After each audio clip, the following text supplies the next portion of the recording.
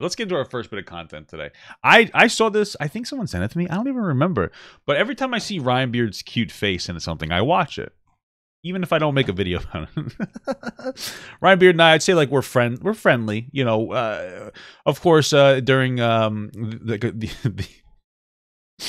the most toxic point on TikTok for my career, things got a little out of hand. But we chatted in private. You know what I mean? Like I like Brian. He's a good guy. We're different perspectives, but he's a nice guy. I think the air is just a little dirty from like, you know, the toxicity of TikTok and whatnot. And both of us have separated from TikTok. Mine, of course, was not by choice. Even now, man, I can't do it. I put a video up the other day where I put on a fresh ass fit, bro. Okay, this person was like, "Oh, isn't it crazy how straight men dress so poorly that every time they dress nicely, like with like any like slightly well, people like yeah, glow up, queen." They don't say, you get my point. They gas them up, and I was like, "Oh yeah." So I put on my freshest outfit, pair of sweatpants, hiked up to above my belly button, a wife beater. And then I put on a fanny pack with an Among Us coin purse that my brother-in-law got me. It was a rainbow Among Us coin purse. That's one of the ones that you could press in, the sensory ones. And then I got my cool Leviathan axe that my wife got me. And I showed it off and then I twerked. And they pulled it down for dangerous acts. They pulled my twerking down. Maybe it was because I was holding an axe and twerking. I don't know. But I was like, oh my goodness. It's frustrating. Now I'm banned for 3 days. TikTok just hates me. Anyway, let's watch this video. Interesting, because you brought up something about I hate men earlier, too. I hate men, too, yeah. Lefty TikTok star wants Destiny to clarify his C-slur hot takes. Lefty TikTok star. It is true. Ryan Beard is a lefty TikTok star. In general, we should never defend using slurs, racial slurs, as pejoratives at people. I think that's a pretty consistent thing. Bro, I still am not used to the C slur. The C slur. I'm sitting here and I'm like, you know, is it like cunt? You know, like sorry, it's cracker. I could say it with the A because I am one.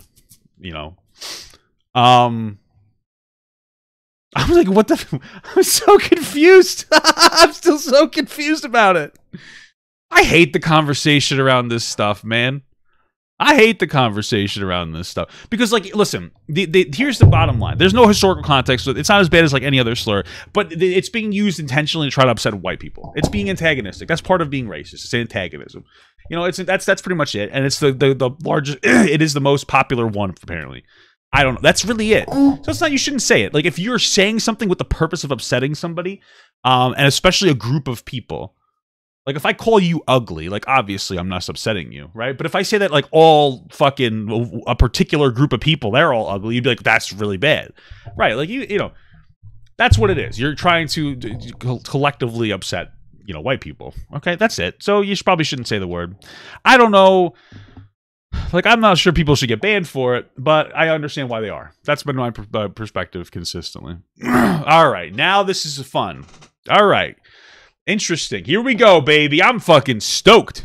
Trouble with that position. Like, I don't think somebody can be a situation like, well, what about this? Shouldn't you be able to say a racial slur there as a pejorative? No, I don't think so. But if we start doing like some are allowed and some aren't, there are so many weird areas we get in when it comes to like slurs for Jewish people, slurs for Chinese people in China, like mixed race people, what slurs, like it just gets so weird and crazy. And then individuals are going to be really unhappy. If a white person is unhappy being called cracker, I think that's fair. You know, I called this joke is too bad. I was going to say, you know what I call Chinese people in China? I call them miserable because China sucks. If somebody's unhappy because they can't use a racial slur to somebody, I don't think that's a spread. I don't really give as much credence to their 1,000,000%. But I don't think most people have the same perspective, or they'll say they do. They won't actually. Like, could you imagine getting like a 45, 50-year-old person? All right, you too fast? All right. Little normal speed. To go to therapy? Normal speed for me, 125. Because they have like negative feelings about black people? I'm a YouTuber and a TikToker, if anyone doesn't know what I do. I'm like a commentator. Ryan, what are you kidding me? This is embarrassing, Ryan. What are you doing? Bro, I'm offended. I'm offended. I'm going to explain to you why. Look at this guy. Look at this guy. Okay, look at this guy. What is he wearing here? A suit. What is he wearing here? A suit? What are you wearing there, Ryan? A suit? What are you wearing there? All right, that doesn't fit my narrative. You get my point. Ryan's like always in a suit. And this guy's wearing honestly, not a super flattering outfit. Now, I do that all the time, but it's funny when I do it. No, but like, where's the fucking suit, Ryan? What the hell? Terry type guy. I do like a lot of comedy based stuff, so that's sort of where I'm coming from. But Okay. I guess I just wanted to like talk out like your thoughts on the whole thing. Hello from Poland. Hey, what's Yeah. up? Do you want me to just go? Yeah, sure, go for it. Don't be mean think to that Ryan there in can the be- chat, guys. I'm allowed to make fun of Ryan. You can't say rude things about Ryan. Okay. Times where racial slurs are funny. I'm not like a big like we should ban all racial slurs. Wait, we started really intense. Hold on. I think that there can be times where racial slurs are funny. I'm not like a big like we should ban all racial slurs kind of guy. That's not who I am personally. But I think it gets a little bit weird when some people are so adamantly opposed to certain racial slurs, literally divorced of context, but then are willing to kind of like defend racial slurs against white people. It feels like a very bad position optically, and then even like intellectually, it seems almost impossible to defend. But yeah, I think it's like a pretty common sense. Like this is probably not a good idea. Let's not defend this particular type of thing. Yeah. Okay. Yeah, I guess my perspective on it is like I definitely disagree with the people on the left that say that it isn't a slur because like definitionally it definitely is a slur. We probably could have ended the Because conversation you're here. insulting someone for like an immutable characteristic, as you were mentioning. But I guess my perspective Oh. is like I've always seen that like the reason slurs are like a really bad thing is because of the power behind them. Like, would you disagree on that? You know what's really interesting about that point? Never interpret that. So I went to a school that was like 30% white and like 30% black, and then like what's the rest? Hispanic, 40%. Math. For the most part, it was basically like the breakdown of the school.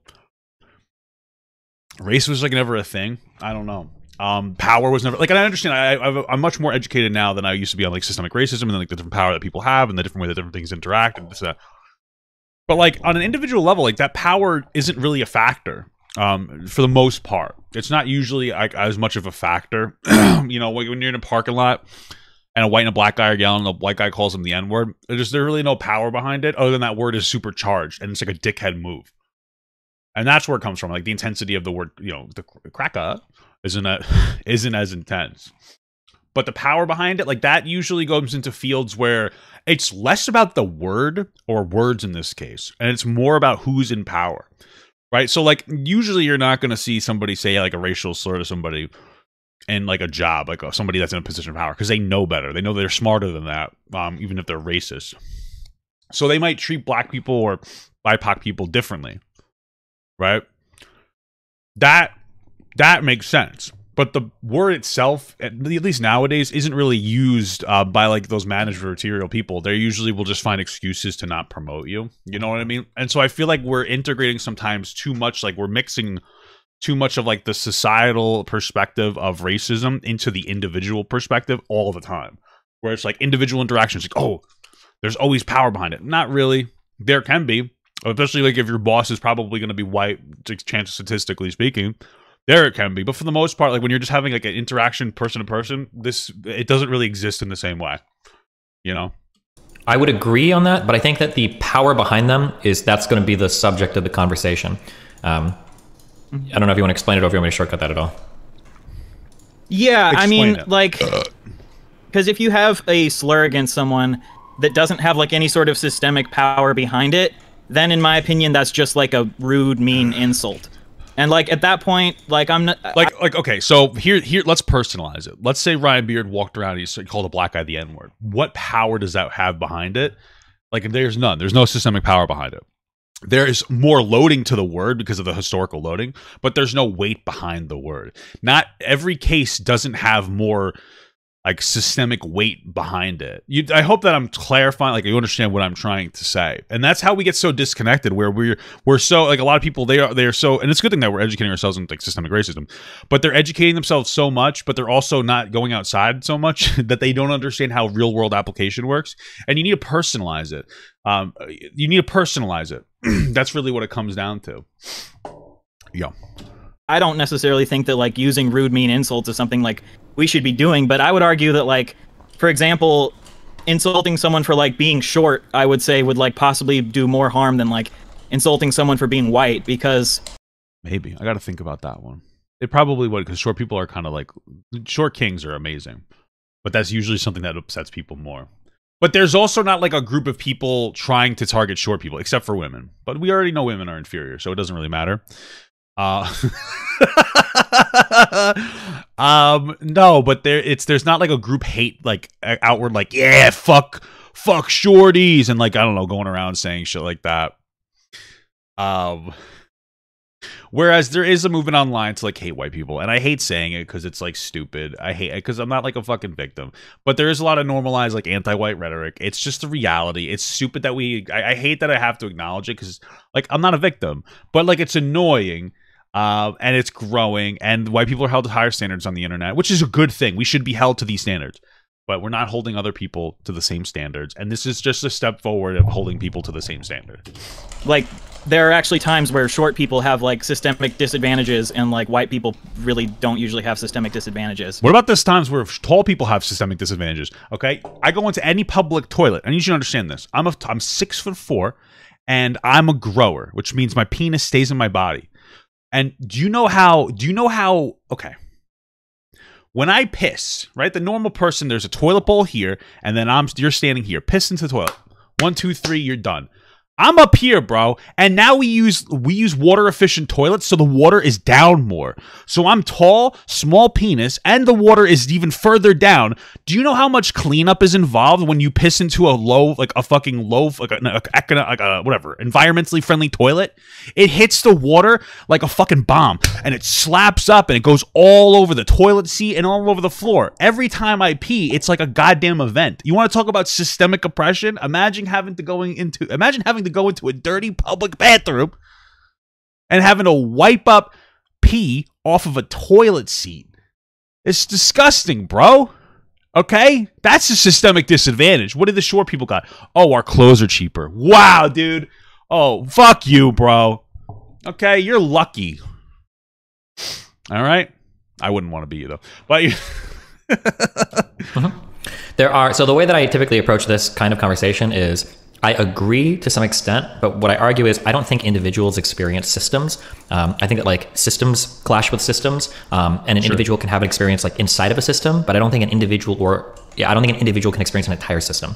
So when we start talking about like some word can or cannot have power because of systems, I think that words are said at like an individual level, and I think that they're felt at an individual level. And then I think when we start assuming that individuals can experience an entire system or an entire class, I think that academically maybe it feels like a good argument, but on that makes sense. Like on Earth or like when we look at individual humans, people don't interpret things that way. That's interesting. That's pretty cool. I get what he's saying. Okay, so individuals like might experience some like negative shit from a system, but they're not experiencing like the full weight of every system. Okay, that's pretty pogger. Yeah, I don't think a person can like experience a system, but I think the way the system is set up can influence the amount of harm that a certain word does. Sure. And I think that like calling someone who is in a more disadvantaged... Bro, somebody's in my chat said a lot of tall guys have no personality. They rely on their height being interesting. Now, fuck you, bro. I have personality. You're rude. That's not... I'm also fat, though. I needed a personality. In his position, a slur can also help perpetuate that negative system. But yeah, we've been talking about this. Like, the cracker is or not the same impact as the N-word. Nobody's arguing that. Whereas calling someone a slur who's in like a privileged position wouldn't do that as much. Mm-hmm. Not all white people are privileged, bro. So not all white people can be Papa God. You know what I mean? Amazing, handsome Papa God. You know. I kind of agree with this. Most white people, unfortunately, are stupid, dumb idiots, and it's like that's the reality, bro. You know, that can't be as good as me, dude. And there's an opioid crisis. White people are doing too many prescription medications, and then they turn to non-prescription medication after they run out of the money. You know, the white struggle, bro. Look at the overall climate of where are we at in public discourse, and I think I would actually use that system or power thing to say, okay, maybe this is a reason then why we shouldn't be doing this anymore. It seems to be the case that this kind of like anti-white discourse, where it used to be kind of like a meme like 5 years ago, definitely 10 years ago, but I would say that over the past like year, it's become a lot more normalized to just outwardly and blatantly shit on white people, and everybody just kind of sees it as like funny and acceptable and humorous. But it is as our political climate gets more and more divisive, but it's getting a little more. I think that we're now in a case where you can legitimately be made to feel like alienated or feel otherized because you're white, and that's become an acceptable thing. I think we should push back on that. Is kind of what I'm looking like. That's like 10 years ago or 20 years ago or 40 years ago, calling somebody a cracker is like, who the fuck cares? Like these days on social media, you can legitimately have people like, yeah, it's like the intention behind the words. It really is. I mean, I guess that's more. That's what I was saying before. That's what it really is. It's not. It's people are trying to upset you, and then they're doing it, and you're getting upset, and like, you fucking idiot, you're upset. You know, that's kind of That's kind of Hassan's reaction. You know what I mean? It's like, it's working. You guys are doing it. You're upsetting us. Making me fucking cry, bro. Every fucking day, I was like, hey, white. You know? Saying things like we need to kill all white people, and it's like that's kind of insane. And there's not we should genocide white people by having the government all give us a big booty Latina girl wife. Except for me, I'm happily married. Unless my wife's not listening, then I'm not. I'm just kidding. I am happily married. And then there you go. Our kids won't be white anymore. Bada bing, bada boom. Although I think the woke crowd says that like being Hispanic isn't an ethnicity or something. It's fucking, this shit gets weird, bro. But I think we're all down for that. Maybe like a you know, be a big booty, you know, black girl. I'd be fine. That'd be great. That would be horrible. Sorry, my wife, if she's listening. You know what I'm saying? not really like a public pushback from it. Sometimes you'll get banned because of TOS, but nobody really talks about it because we always hear that saying like, well, systemic, and it's like, well, okay, I don't know if individuals feel that way though. Do you think there's like a legitimate push by people on the left that they actually do have like eugenics viewpoints, or think that like people who aren't white are like genetically superior to white people, or like I don't think that. I don't think we're there yet. Some people are dumb and say that, but it's not really widespreading. what do you think? Because to me, I have always just seen it as a kind of a meme, like you're saying. I guess I haven't noticed this big systemic shift necessarily, because in my opinion, like, I would agree if there's someone who is like a legitimate like black supremacist or something who legitimately believes that like the black race is superior and they're going Like Dr. Umar, yeah. around calling people cracker, I would say like that's a bad thing and they shouldn't be doing that. But if it is something where like from my perspective, it seems like the majority of people are just kind of memeing it still, you know? Yeah, so that's where I was basically. So I don't know how familiar with my stuff. Like 4 or 5, I'd say like 2 or 3 years ago, I used to use like the white jokes a lot because I thought they were funny. Like, oh my god, that's white, you're white as fuck. Like stuff like this would really trigger the fuck out of people. I thought it was funny. But I think with like most forms of racial humor, I started to find it less funny when it felt like people legitimately started to feel that way. So you mentioned like black nationalism or black supremacy. It feels like as far as social media goes, you can find a lot of defense for people that are black nationalists, and even some defense, not as much, but some defense for people that are black supremacists. And you get into this weird world. If anything, I would be more okay with the black supremacist using the word, the C word, because like they're probably pissed off at white people for a good reason. But your average everyday Joe who doesn't leave their house, well, I don't know. Yeah, that just says it. You're probably you have no reason to say. You just want to be mean to whiteys. You know what I mean? Free whitey. World where like these people have a space and they can have conversations and we're supposed to understand them and why they exist. But like if it was ever a white supremacist, like the obvious answer is immediately like this person is horrible and we don't accept this at all, and you know this is like not somebody that we should ever tolerate. So I think that feels a little bit strange. Yeah, and I agree with you. It can be hard to like know the motivation behind like why someone is saying something. And well, I think I think that sometimes we can get a pretty reasonable. You mean you can understand what people are saying sometimes. It's not that hard to pick up on what somebody means behind their words necessarily. Like if I scream a racial slur at you, probably this guy's serious. You know, if I giggle while I say it, you'd be like, all right, it's less serious. Doesn't make it okay, but it changes the intensity of it, you know? Like when people of color do like lash out and use slurs, it's like because they're upset with racism that they've experienced. So if they're like, oh, I hate white people because they're so racist towards me. It's possible. I just said about the black supremacist thing, but like not everybody experiences this systemic anti-white. Like it's so hard to explain. I mean, it's possible, but it doesn't make it right. I guess that's really what it comes down to. It still doesn't make it right because like I didn't make the police fucking you know, don't ask like to stop and frisk you. I have nothing to do with it, bro. I'm just a balding 31-year-old. You know what I'm saying? Yeah, that's pretty much where it would come from. You know what I mean? That would be different than like, oh, I hate white people because we need to cleanse the world of white people or something. That part's true though. Yeah. So the problem with that is that like there's 2 huge problems with that. On one end, it kind of like dehumanizes minorities, in my opinion, because it's like, oh, well, sometimes if you're a minority and you have a problem with a white person, you just can't help it but be racist. That's actually a good point. You know? Like it's this old conservative argument of like the bigotry of low expectations. Or on a second problem that I have with that is that can justify the use of the N-word as well. Like let's say that you have a white person and they were robbed by 2 black people. Like, yeah, but so here's what we're gonna go with. This would be like this would generally be the chain. It's like, oh, well, there was a white person robbed by a black person, but that black person is a victim of a system built by white people, and so that they have like it's really we get into like this oppression Olympics type of a situation, which would be like the general response to that. 3 times, like would anybody ever use that excuse? Be like, okay, well, come on, he's had a ton of bad experiences with black people. Like, of course he's gonna call in the N-word sometimes. Like we have to be compassionate, you know. I don't think we would ever use that excuse for a white person using a racial slur. Well, I mean, I think that the reason why you wouldn't is because is he going to say what I just it said? would add to the systemic issue if a white person is calling them that, but it doesn't necessarily add to a systemic issue in the other direction. Yeah, but do we feel that? Does that feel fair as individuals? Like, are we ever going to expect an individual to interpret that system as that? Like, okay, I understand. Like, you can be racist against me because of systemic stuff, but I can't be racist towards you because of systemic stuff. Like, that just, it feels like on an individual level. Like, here's the biggest problem with that. I think people don't understand is the narrative is like white people need to do their best to educate themselves and like be like a non-negative contribution. So here's the thing, and I want you guys to be like very serious about this. So like, take any like I'm gonna say me for instance. Like, I was a white person. You know, we all are born and like we grow up and go through different systems. It's only white people really are the only people that are expected to educate themselves deeply on like systemic racism, because of like the ability that they can play in potentially reversing it in some capacity. I get it. So imagine like going through your whole life, not seeing color because you're not racist, and then being like look at you. There's an association with you with like the people who have oppressed another group of people, and you're like, shit, I need to educate myself and I need to be better about my interactions. And then you do everything that you can possibly do to like educate yourself and try to be a positive impact.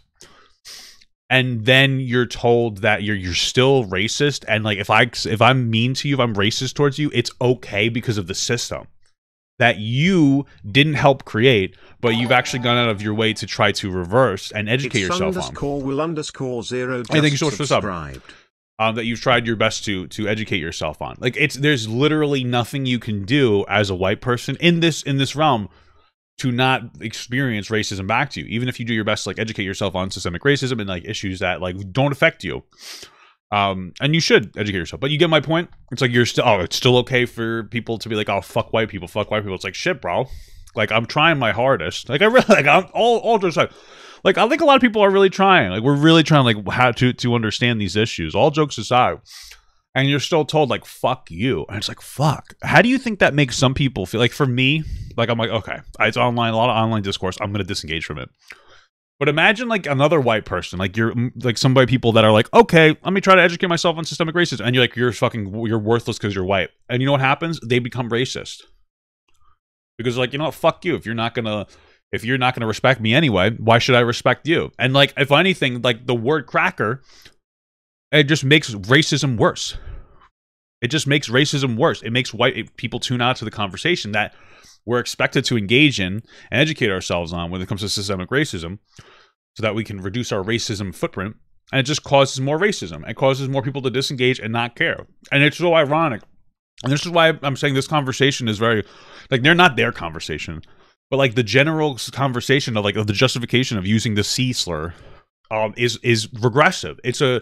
It very much is like a virtue signal. It, like, from Hassan's perspective, is like the desperation to want to be able to use this word justifiably is saying like, hey, white people are bad, so now I'm on the side of people of color, like, you know, BIPOC people. That's all it is. But practically speaking, the winning that battle doesn't have any positive impact on the conversation. It doesn't help any fucking black kids in the ghetto, and it just causes white people to tune out to the conversation. Because, like, yeah, you might be saying this online to a bunch of fucking, like, woke people, whatever. But, like, when you get offline, you think that, like, you think my fucking 60-year-old mother's gonna give a fuck about this? You know? You think a 15-year-old boy is gonna give a fuck about this? You know, think that the people that need to hear this are gonna give a fuck about your conversation now? They're not gonna care about systemic racism. These people, nobody's gonna care about systemic racism if you start with, like, yeah, it's okay to be mean to white people. You know what I'm saying? So, just saying, bro. No person would ever interpret it that way. I think the whole argument online of like individual racism, it feels like it's just such a semantic argument, because I don't like that. Some people are like, oh, you can't be racist towards white people because racism implies like privilege and power, but then you can be prejudiced towards white people. But I'm like, if you legitimately like hate someone because they're white, like that feels like that would be racism, you know? What the hell is like? I agree. I don't like the whole "you can't be racist to white people" thing. It's a very complicated conversation. I'd have a chat with anybody who would want to talk about it, but I don't want to go through the whole thing on here.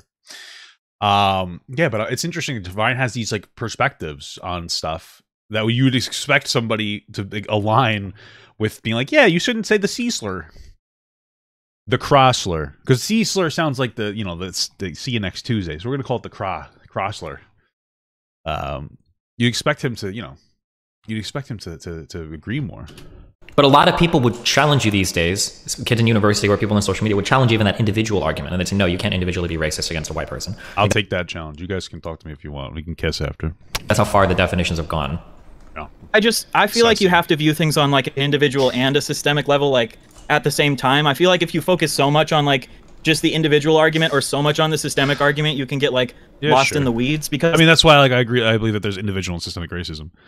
Like on an individual level, I think like insulting someone because they're short, insulting someone because of their skin color, insulting someone for anything like that is cringe and like stupid. Well, yeah, but he just said he believed that individually white people can be the victims of racism. I'm confused. But I do think you have to also think about the systemic implications at the same time. And 64 is my favorite. I mean, like I think they're good to keep in mind, but I would never ask an individual to keep that in mind, because oftentimes individuals aren't even the inheritors, because like we view class and oppression and privilege, all of this stuff is like highly intersectional, right? So I don't know what you like politically, so maybe you'll disagree with this. But like I would say that in the United States, you're going to be way better off being born into like a very rich black family than you are into a very poor white family. Yep, absolutely. Absolutely, bro. Money in the United States is a really, really big driver for your success in life. All jokes aside, yeah. I think that's probably generally the case. I think that's not going to always be the case. I think there could be a but you can make that argument. Like, that's generally the case. So, yeah. Where a rich black person still has to deal with like a lot of racism. Yeah, you might. Like they might, but they probably aren't going to be dealing with the same racism. It depends, because like you can disengage. That's the thing about having money. You can do whatever you want. Honestly, like, so like you can escape a racist neighborhood, and I absolutely, there's like a correlation between racism and poverty. Like the more poor people are, the more racist I'd say they are generally. You know, I'm not saying that all poor people are racist. I'm just saying that usually when you're poor, I don't think people look at this in the right way. When you don't have a lot of money, your life is a lot harder, and you tend to be angry in general. I was there. I had less money. I was really angry. I wasn't racist. I just hated everybody though. Like I was like just a generally hateful person. I was more frustrated. Things would set me off faster. I was upset. I was frustrated. I was irritated. I was just trying to like struggle. I was week by week. It was the scope of myself. Now I mean, good. I make decent money, so like I'm able to be more empathetic towards people because I don't have to worry about the burden of like, oh, am I going to be able to pay my fucking am I going to be able to afford gas? You know, it's crazy. And so the poorer you are, the smaller your bubble is. You know, so your bubble starts with you. Then it expands like, oh, you, then your family, then like your neighbors, then like your community, then like people outside your community. And the bubble just continuously expands, and you have the ability to look at more things within that bubble. You know, the more privileged you are, the more money you generally have, the more the higher ability you have to be able to do those things. That's why people that are rich donate, because they have more money to donate. It's a privilege to be able to donate to different things. And so, yeah, I just like brain farted. And so, yeah, you have the ability, like if you're black and rich, you can disengage from a lot of racism. Now, online is a different world. You're going to have white supremacists be racist towards you, of course. But like you can definitely move out of a community full of racism if you're worth like a fucking $1 million. You'd be like, yeah, you know what? I'm going to move out of this. And that's usually what happens. People will move to other communities, usually much more safe and secure, where race isn't really something that's necessarily looked at least not to the same degree. You're not going to be able to get impacted by police officers because you can sue the fuck out of them if they fuck with you. You know, I'm not saying that these issues disappear, but you're obviously going to be much better off. But they don't have to deal with being poor, which is one of the and then if somebody's racist to you, you just pay them to stop being racist, and you throw like $100 at them. I just ghost in my house. shittiest parts of the black experience: lack of household wealth and families. And one of the problems I have with like the slurs against white people is a lot of them are based on like classism. Mm-hmm. So when there are like redneck, rich hillbilly, when there are rich white people, we love redneck. Stop. Rednecks. We've already reclaimed that word. Okay. Hillbilly, that's just fun now. You know what I mean? That's like, there's like the hillbillies for the Powerpuff Girls. That's not who are like super academic and are like, we should totally be able to say all the slurs against white people, but then they could be not realizing. The problem though is that when you make this class argument, it's like, yeah, most of these are just class arguments. Does anybody really call black people rednecks or hillbillies? You know what I'm saying? Like you're saying it's just a classist word, but then you're only saying it to white people. So it's like, okay, not so much, because I guess you could even argue that the N-word was classist at one time because all black people were of like a lower class. You know what I mean? Like it's not really, like, yeah, it might have stemmed from a class issue, but you're only saying it to one group of people. You know what I'm saying? It kind of it stops being a class issue. That like cracker, hillbilly, redneck all have like classist undertones at the same time. Mm-hmm. Yeah, so I kind of I do that all the time. I throw money at races all the time. I go to like crackhead strip clubs and shit. I'm like, here you go. Throw dollar bills out. I don't know what I'm saying anymore. I gotta stop. I don't think that an individual. So if we agree that white privilege exists, which I largely do, I'm not going to sit here and try to tell somebody that's. What about black privilege? We never talk about it. I literally burn every time I go to the beach. That's not white privilege. You think it's white privilege? I can't. I literally can't even tolerate the sun. Fucking black privilege is real, bro. We don't talk about it enough. Okay? We don't talk about it enough. Born in a trailer park, that they have white privilege. Because that privilege, even if there is some point in their life where they access it somehow, is going to be completely invisible to that person. They're not going to be aware of that at all, right? Yeah, I think the word privilege has this connotation of like that you're gaining something from it. But in my perspective, it's like privilege is that you aren't losing anything from it, you know? I mean, it could be a gain, it could be a loss. It might be that you have the gain of like people give you respect, but you might. Well, this is one of those things where it's like at the end of the day, white privilege. It's like I think it generally, when you look at everything in total, like yeah, it exists. Look at the way white people are performing better than black people and other people of color. But like individually, that it's not necessarily. Like for instance, like part of white privilege is the fact that you're white, and so when it comes to the way that you're seen, like implicit bias, like you're seen as different. There's a study that was done that showed that people of the same race perceive other people of the same race as, lack of a better term, more human than people of another race when they're unfamiliar. So if you're a white guy and you see a black guy, you're going to perceive them as less human than like a non-familiar white person. Same thing with black people. You see another black person more familiar than a non-familiar white person. Once you familiarize, that goes away.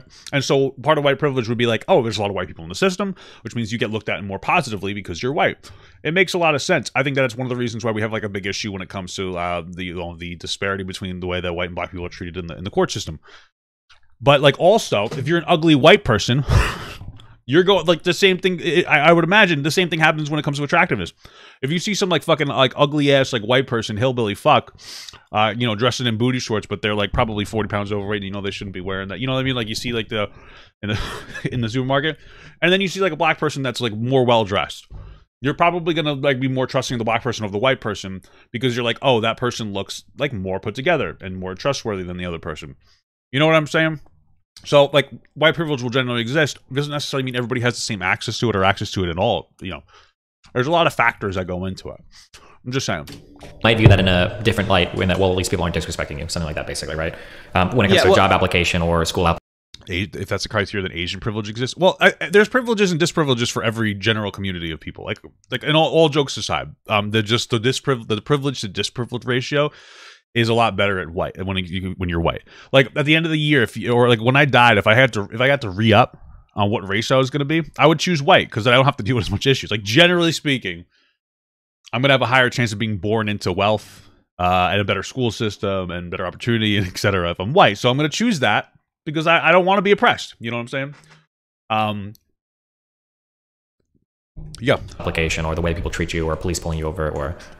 Yeah, well, the thing I'm saying is, like, poor white people are totally very disadvantaged in a lot of ways, but they aren't usually going to be disadvantaged because they're white. True. And generally, poor black people would be more disadvantaged than poor white people, I would say. Sure, well, but that's going to, that privilege, if we have an... I gotta stop saying sure, because this motherfucker says it all the time. Okay. I'll be like, okay. Honest analysis of that privilege and the way that that system works, that's probably going to vary from area to area, you know? Sometimes I think white people in the United States make the mistake of saying black people have a shared experience in the US. African Americans, the descendants of slaves, definitely do. But a black immigrant from Nigeria coming over here with a PhD is not necessarily going to have the same experience. I usually just call them black Americans because fucking like, well, you call them like native black Americans, but this is just something for you guys to know. A lot of non-native black Americans, like immigrants from, they weren't forced, their ancestors weren't forced here. A lot of them hate black Americans. It's actually very interesting. I made the mistake of calling a Haitian woman black one time, and she almost killed me. That was when I was younger. And my mom worked for White Castle and stuff. And she was one of the employees. And I was just saying it. But they, like, a lot of times there's like a lot of infighting. A lot of them, well, I wouldn't call it infighting because that kind of feels racist. But like a lot of non-native black Americans, they don't like black Americans. It's very interesting, like crazy shit going on. I've talked to some like actually Nigerian Americans, and they talk about how they had their own unique experiences with, like, being called too white and having an issue with other, like, black Americans or native black Americans, I guess you'd call them. Yeah, which causes a lot of problems. Also, I think Nigerian people overall perform slightly better than white people if you break them down into like Nigerian Americans. Weird, interesting stuff. I don't know.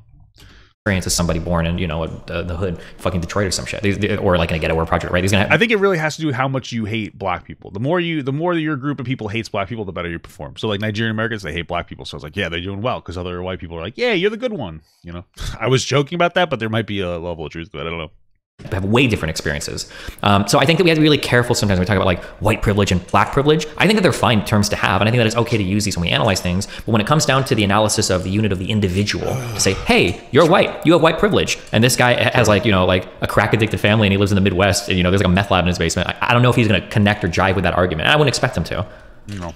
Sure, I definitely see the argument that especially like rich, classist, like liberals or left-leaning people could alienate people by, you know, saying, oh, you have white privilege when like they're... That's another problem with the term white privilege though.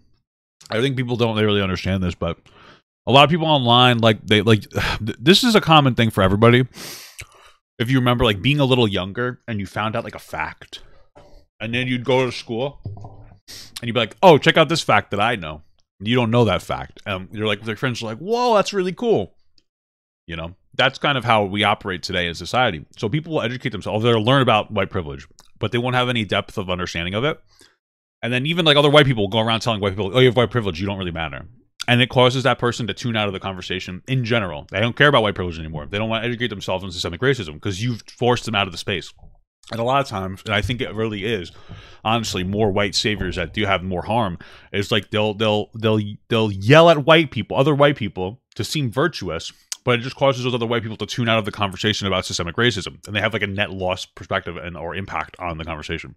Super poor, and then like it's basically you're just being classist at that point. Mm-hmm. I definitely see that argument, and I mean none of this really matters.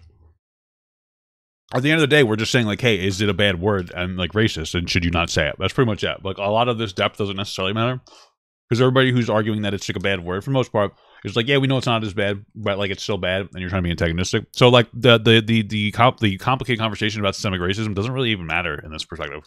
Yeah, I mean, you could say that there is no white experience or black experience on an individual level, but I think any culture works in a way where no one person is going to have I don't think people are not. I don't know if that's necessarily being said. Like there is still a white and black experience. It's just not you're not as aware of it usually, especially as like a white person. You'd say exact same experience of what it means to be an American, but we can still all say like we have the experience of what it is to be an American. You know, for sure, and I agree with that. So like if somebody would ask me like, could the class of black people exercise racist power against the class of white people? That's almost always going to be no. Maybe in an exceedingly rare circumstance, that's almost always going to be no, because in terms of wealth, representation, power. Only in the movie theater, because you guys are loud as fuck, all right?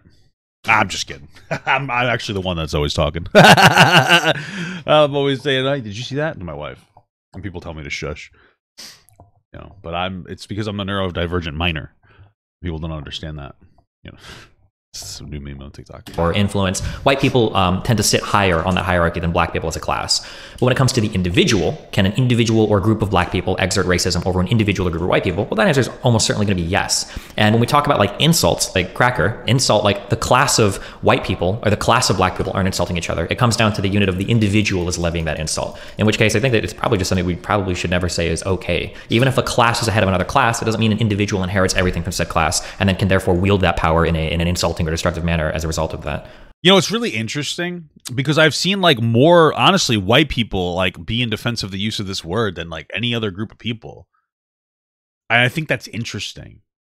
I do think that's really interesting. Like in my personal experience, there was like there was really like no racism going on, like on an individual level. Like I'm not saying it didn't exist. I just, you know, if anything, like a lot of times it was like other people of color being a little more racist.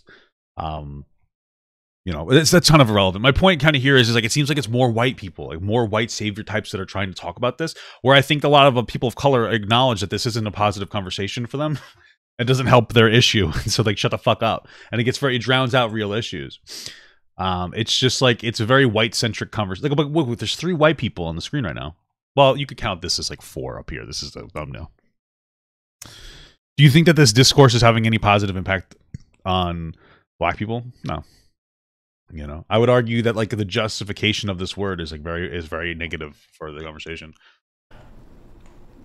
Yeah, I do agree that things get complicated once you try to analyze it from an intersectional perspective, and that there's all the sort of intersecting identities that come into play.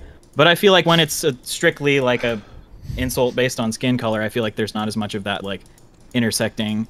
I don't know. I guess I could see the argument that like a rich black person calling a poor white person a cracker, that could, I wouldn't be upset by that because of the skin color part. I'd be upset by that because of the classist like wealth part of it, though. This is so weird. You know, that's so weird to me because like you're probably not going to see a rich black person call a white person a cracker because like this is more of an online racism conversation that's starting to bleed into the real world, but it hasn't quite bled into it yet, and we're just trying to nip it in the bud.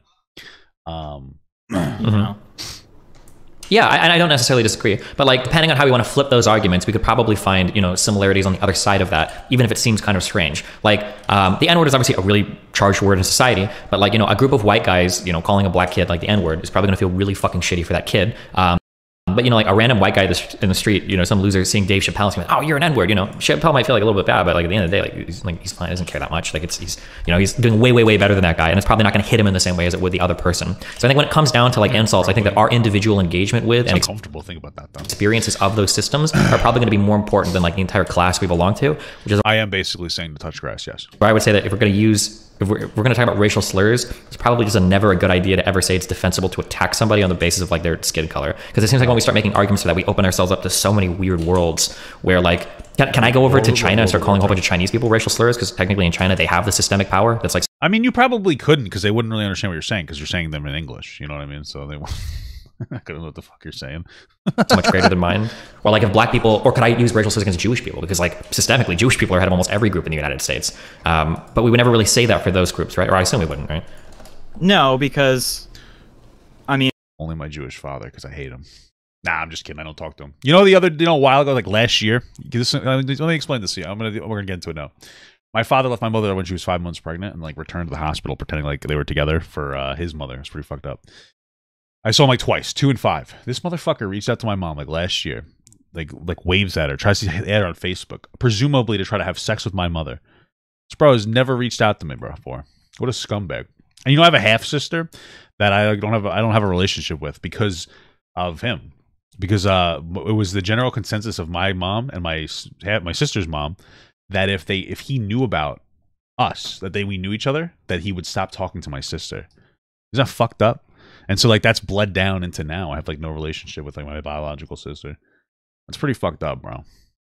So, pretty sad. That got a little too real for me. Let's keep going. And especially because of the histories of oppression. And, yeah, I don't think that it would make sense to go to a different country and call them racial slurs if that group is a minority in the country that you came from. Yeah, but hold on. Does that really make sense? What if there was a black... I'm sure there are black countries in Africa where white people are a minority. But would those black people be able to come to the United States and then call white people a racial slur? Like, it just seems like a really weird like way to define like our engagement with racial slurs. Like, I think that academically we can like... Why does it sound like Destiny's in the shower? Post hoc, like construct these ways that slurs should or shouldn't work. But on an individual level, if somebody makes fun of you for the color of your skin, I think that's universally going to be kind of a shitty experience. Like, nobody's going to want that, I think. Which I think is fair. I think on an individual level, anytime you're insulting someone for the color of their skin is just like... Racist. Not like a smart or a good thing to do. It's just kind of dumb. But I wouldn't say dumb. I'm saying bad, by the way. I want to take it a step further. It's probably bad, not just dumber, right? No. Yeah, but... It is, yeah. But you do, like, recognize that cracker and the N-word don't have the same... They aren't, like, on the same level, right? Yeah, I agree with that. But I don't think anybody in the history of this entire conversation has ever made this argument. I see people pushing back against this a lot. Like, I do see some of like the fucking memers on like Twitter being like, we should be able to say the N-word and the cracker word. Like, we should be able to say both words at the same time. Like, but most people are like, yeah, they're both different. What, you know, the C slur isn't as bad, but we shouldn't be saying it. You know, that's been like the general conversation here. Well, it's way worse to say the N-word. Yeah, of course it is. There's a reason why it's called the N-word. And to be fair, I don't know if that many people really care that much if they get called a cracker. The problem, though, is that if you can relentlessly shit on white people and then defend racial slurs against them, I do think you're going to run into problems there. Not you personally, I'm saying you generally. When you try to have conversations about like race or power or whatever with people that aren't 100% bought into your ideology, because now it just looks like an indefensible, impossible to defend position. Nobody's saying that the N-word and the C-word are the same thing in terms of badness, just that if you're going to decry one for being a racial slur and defend another that is a racial slur, you're getting into really weird territory there. I understand on an individual level it can look like there's definitely some hypocrisy there, but like what would be your perspective on if someone wants to like relentlessly shit on someone for being short? So here's it's bad. There we go. That's pretty much it. It's still a bad thing. The thing is that we haven't come up with a uniform word to call a short person that has a social narrative behind using it to shit on all short people. Also, short people as a group, a class, I don't know, haven't been like historically oppressed.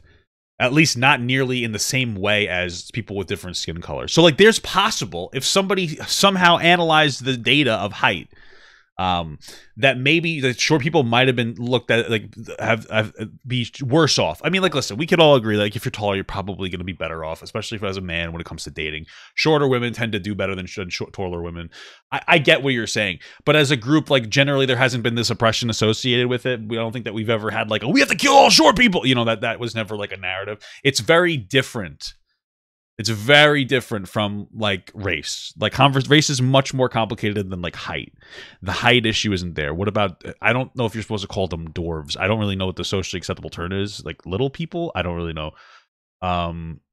Short stack? I'm just kidding. Yeah, sure, but that's different than being short. As a little person. There's a difference between, like, that, which is, it would be more, I don't know. Is it, what would you, was it a medical thing? I don't know. Fun size. There's difference between that and being, like, short. When we talk about short, like a short guy, usually like, oh, this guy's 5'6". We're not really talking about somebody who is like a medical, would it be a medical classification? I don't know how you would say that. Sorry for being insensitive. Spinners doesn't even make sense. So, very different.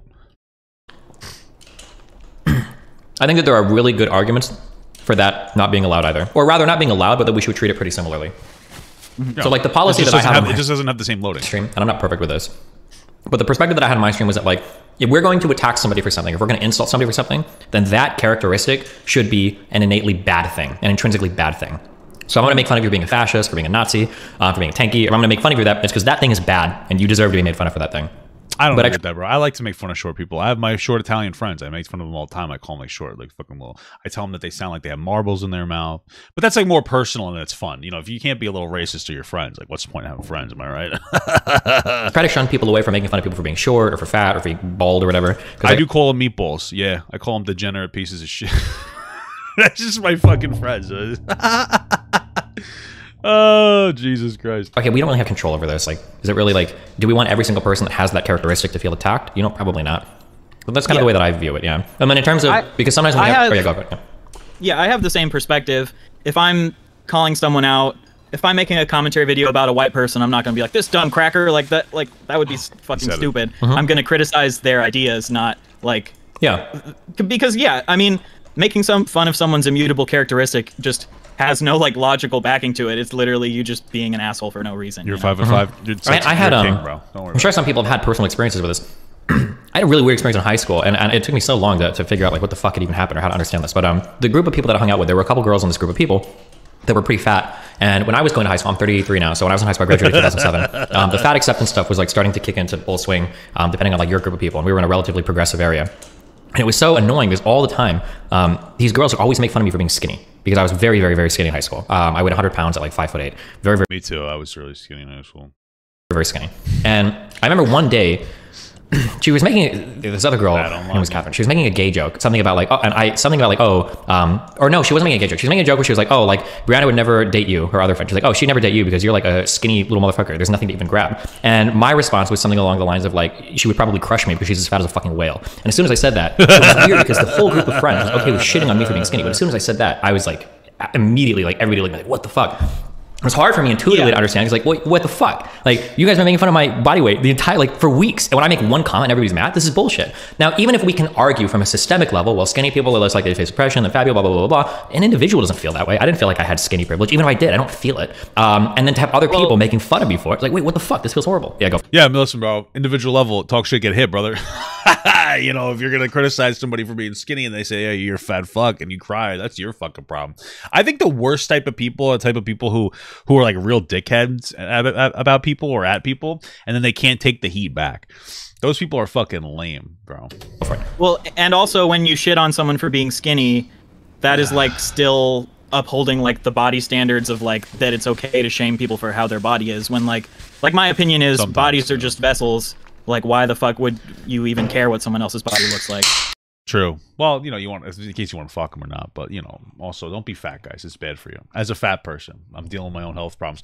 I've been trying to eat better, cutting the sugar out of my diet, which is hard because it's a holiday season, so there's a lot of cookies around the house. Haven't really been eating them. I got broccoli here. I had 2 turkey sandwiches on Panera whole wheat bread. Good for your health, bro. Sure. But I would then argue I'm trying keto? No, I eat carbs still. I've been eating carbs, bro. I would argue that like insulting people for being fat would probably do more harm on a systemic level than insulting someone for being skinny, because skinny is generally like the beauty standard. I don't know. As a fat person, like so from like a systemic, I don't know exactly what you consider a system. You know, it can be difficult to find clothing, but that's more for women. I think a bigger issue is that like other people are very toxic towards women. Like, for instance, there was a time where my wife and I both said that like Trisha Paytas wasn't really that fat, and everybody was like, "Wow, your wife!" Like they were making fun of my wife, calling her like a fat bitch. They said that it was disgusting, even though I shared that perspective, which was really interesting to me and actually pissed me off. And if you guys are wondering why I don't like you as the Trisha community, that community, that's one of the reasons why I've tuned out of the conversation. I was very much in love with my wife, and we were aware that we're fat. Like, thanks, hot take, you fucking idiot. But like that's why I don't like you. You've caused me to tune out of the conversation. But there's part of it, like women face it much more harshly. And then when it comes to clothing, I think it's easier as a guy to get clothing. But I also don't really I don't know. I don't really dress. I dress a fucking t-shirt. The bigger issue the bigger issue because I'm fat. The bigger issue, the fat take. Stop, you guys are killing me. My biggest issue with being fat and like the way that I've noticed the system has treated me differently is going to the doctor's office and the way that the doctors talk to me. That's the problem. So I know I'm fat. And I know I need to lose weight and I need to get healthier because I want to be around to have kids and I want to be able to have grandkids and be alive for them. And a lot of times when people in my family, like the adults die in like their 60s. So I would like to live till maybe a little longer. If I make it to 60, good for me. But you understand my point. And I don't want to have like a lot of underlying health problems. The problem is that when you go to a doctor and you have conversations with a doctor, I totally have no problem with doctors saying like, hey, we need to check your weight. And hey, you know, you should probably lose weight. It's good for your health. I have no problem with that. In my experience, though, I've had a lot of doctors who don't stop talking about it. And they're like, you really need to lose weight. When I come back, I want you to have lost 10 more pounds. I want you to do that. They put a lot of pressure on the weight loss. And when you go there and you haven't lost the weight, they'll shame you. Like, oh, what did you do? You didn't lose weight. You actually, this happened. Like, what's going on? And I know that I need to lose weight. I get it. But, like, I'm also a grown man. And so, like, I know I need to handle my own stuff. But when I go home, you don't know what I have going on. And I know it's an excuse, but, like, there was a time in my life where I was, like, incredibly stressed. And, like, I'd stress eat. I would stress eat, emotionally eat. It fucked me up. I understand that. But, like, I'm dealing with my own shit. And then I got to go to the doctor to get medication for being fat because I'm diabetic now. And, like, you're just constantly assaulting me. Not assaulting me. That's not the right word. You're constantly, like, harassing me about my weight. And I get it. But, like, it makes me... I stopped going to the doctor because of that. And so, practically, I know I need to lose weight. Pragmatically, like, in reality, I just makes me not want to go back to the doctor anymore. Because I don't want to be harassed. And it makes me less healthy. Because the reality is a fat person that's on the right medication is more healthy than a fat person that's not on the right medication. And when you're not on your medication, like when my blood sugar is high, I'm really lethargic. I'm lazy. I don't want to get up. I don't want to exercise because like there's just too much sugar in my blood. And like I'm slower and it makes me more tired. And so like I'm not getting the treatment that I need because I don't want to deal with the doctor. And so like that has been a much bigger issue. Like, yeah, obviously it's harder to get dates too, but like that's life, you know? The biggest issue I've always had is when it comes to doctors and my interactions with them. Mm-hmm. But I, as a fat person, and you know, fitting in the plane seat. But also, you can control how fat you are too. Like, you know what I mean? Like, that's my perspective. Is like if I feel a little like if I go to like a movie theater and the seats are tight, I'm like, okay, I need to be less fat, and this wouldn't be such an issue. Or if I go on the plane and I have to like crush my nutsack between my legs for a couple hours, I'm like, okay, I know I need to lose weight. You know, those are something like there's more controllable. It's embarrassing, but you can control. Like, you can't change that you're black. You can't hide that you're black. You know what I'm saying? Like you're dealing with that issue every day, regardless. You know, I'm not going to go around and insult people for being skinny because, like, although Michael Jackson did do it. I do agree that there is a level of hypocrisy, and like we should be dismantling these stupid beauty standards, not like turn it the other way. But I do. Do you see any legitimacy to the argument of like, you know, like if a gay person has been called the F slur like so many times, and they're just like so like dejected and angry about that them turning around and being like, shut up, like straighty or something, you know, like. Just out of the fact, like, it's not like a good thing to do, but just out of the fact that they've had to deal with so much shit, so they're like kind of a retaliation kind of thing. So this is the thing, like that can happen, and I'm sure it does, but like when it comes directly, there hasn't been an online, or there hasn't been a push to make like a slur against straight people, so it's not really an issue. You know what I'm saying?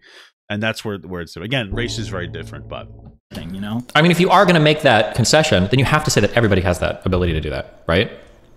Because like there are going to be people, depending on where you live, I don't know if it's politically correct, there are going to be people who have had their shit stolen multiple times by black people. There are going to be people that have been raped by black people or beat up by black people. Is it okay for them to lash out and say the N-word? Like, I don't think we would ever say that's okay, no? Well, yeah, no, I don't think it is, but I think the reason that it's not is because whenever you say that, it adds to the systemic issue. Sure, so... I mean, listen, bro, if you were raped by, like, a black guy, and this is a big, okay, I'm very sensitive to like sexual assault stuff, so like I'm gonna probably harp on this point. So like, here's the thing, I feel like that was a very dismissive thing to say from Ryan. I don't think it was intentional. Like, if you're actually raped by a black person, if you're raped by anybody, but if you're raped by a black person, and it doesn't justify the usage of any slur, but we can't like gloss over that and be like, yeah, but it does, but like it still hurts the black narrative. It's like, okay, but like just think about that person that was sexually assaulted. There's like a myriad of different experiences that person goes through, and there's no part of systemic oppression that forces somebody to sexually assault somebody else. You know, I understand poverty, I understand stealing out of like necessity and that, but sexual assault is a very different thing. And it's like, hey, like stop, we can't really roll over that point. I feel like it was a bit insensitive. Like, I get it, contributes to the race narrative. You shouldn't be generally invalidating to any group of people just for like one outlier that's bad. Like, just because there's one bad black person doesn't mean that the rest of the black people or rest of black people are bad. I get it, I understand, but that goes for every group as well. You know what I'm saying? You know. But the question is, because on one end we want to say that somebody can't do something for academic issues, but then on the other end we want to justify somebody else's slur issues or slur justification for emotional issues. Also, by the way, sorry, I want to bring this up. You can think it all you want, though. Like, if you hate white people because of your experience, think it all you want. And you know what? God bless you. It isn't about whether you hate white people. If the argument is, do you think it's okay for black people to hate white people because white people were shitty to them? 100%. You can hate white people. I understand your racism. You do you. If you hate white people, that's your prerogative. And if you have a justifiable reason to do that, that's your prerogative. The same thing as if you're raped by a black guy and you hate black people, that's your prerogative, right? But as a society, we have the ability to set general standards. So you can hate someone all you want, but you can't express that hate. That's literally it. You can feel however you want.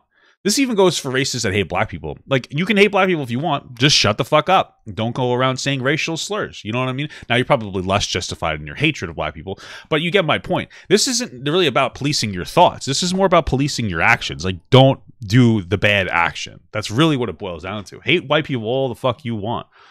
But when it comes down to it, like, still respect people. Don't treat them like shit. Don't say bad things about them. Like, it's very simple. What I'm saying is that, like, I don't think it's fair to have this ultra high emotional threshold on marginal class people, because they're just people. And if they have enough bad experiences with a certain type of person, they're going to want to say bad things about that type of person as well. It's interesting because you brought up something about I hate men earlier too. That's another thing where I notice it's super normal on the internet to be like, oh, I hate men. I had bad experiences with men, so fuck men. I hate all men. Fuck all men. And it's like, wait, what the fuck? This is like so weird that it's like this has become normalized and accepted now. And I think that there is harm being caused there.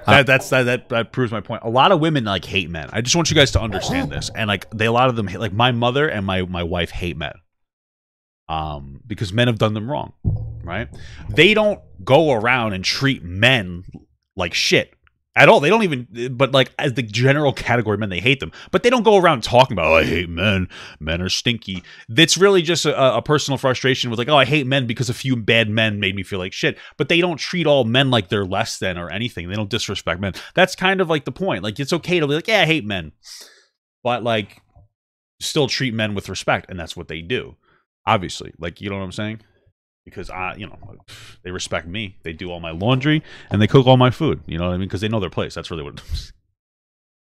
But you get my point. Maybe not. Some women do, but that's what I'm saying. Like, it's like, that's what I'm saying. Like, the kill all men narrative. I hate all men. Like, it's a bad narrative, but I understand why they feel that way. But like, keep it to yourself. Direct harm, like Don't racism in propagate. the, well, even today, even, or racism in the past. But I do think there is harm being caused there when we have our conversations in that way. Yeah, and well, my perspective has always been about like the hate all men or kill all men, especially when it like comes from like a white woman, is that like a white woman saying kill all men and then a black man hears that. It's like, okay, like, do you not understand that there are They used to do that. White women used to get black men killed all the time. Well, you had to be like, I got raped, and then bam, done. Pretty sad shit, man. Or he looked at me in the weird way. You know? Fucked up histories shit, of like bro. white women oppressing black men, and that just blanket saying kill all men could like hurt a black man if he hears that, or hurt a trans man, or hurt other marginalized. Like, you do have to take these intersectional identities into account. You can't just say like kill all of whatever. You know? Yeah. So I feel like it's probably better. And then also there's like, what about like mixed race people?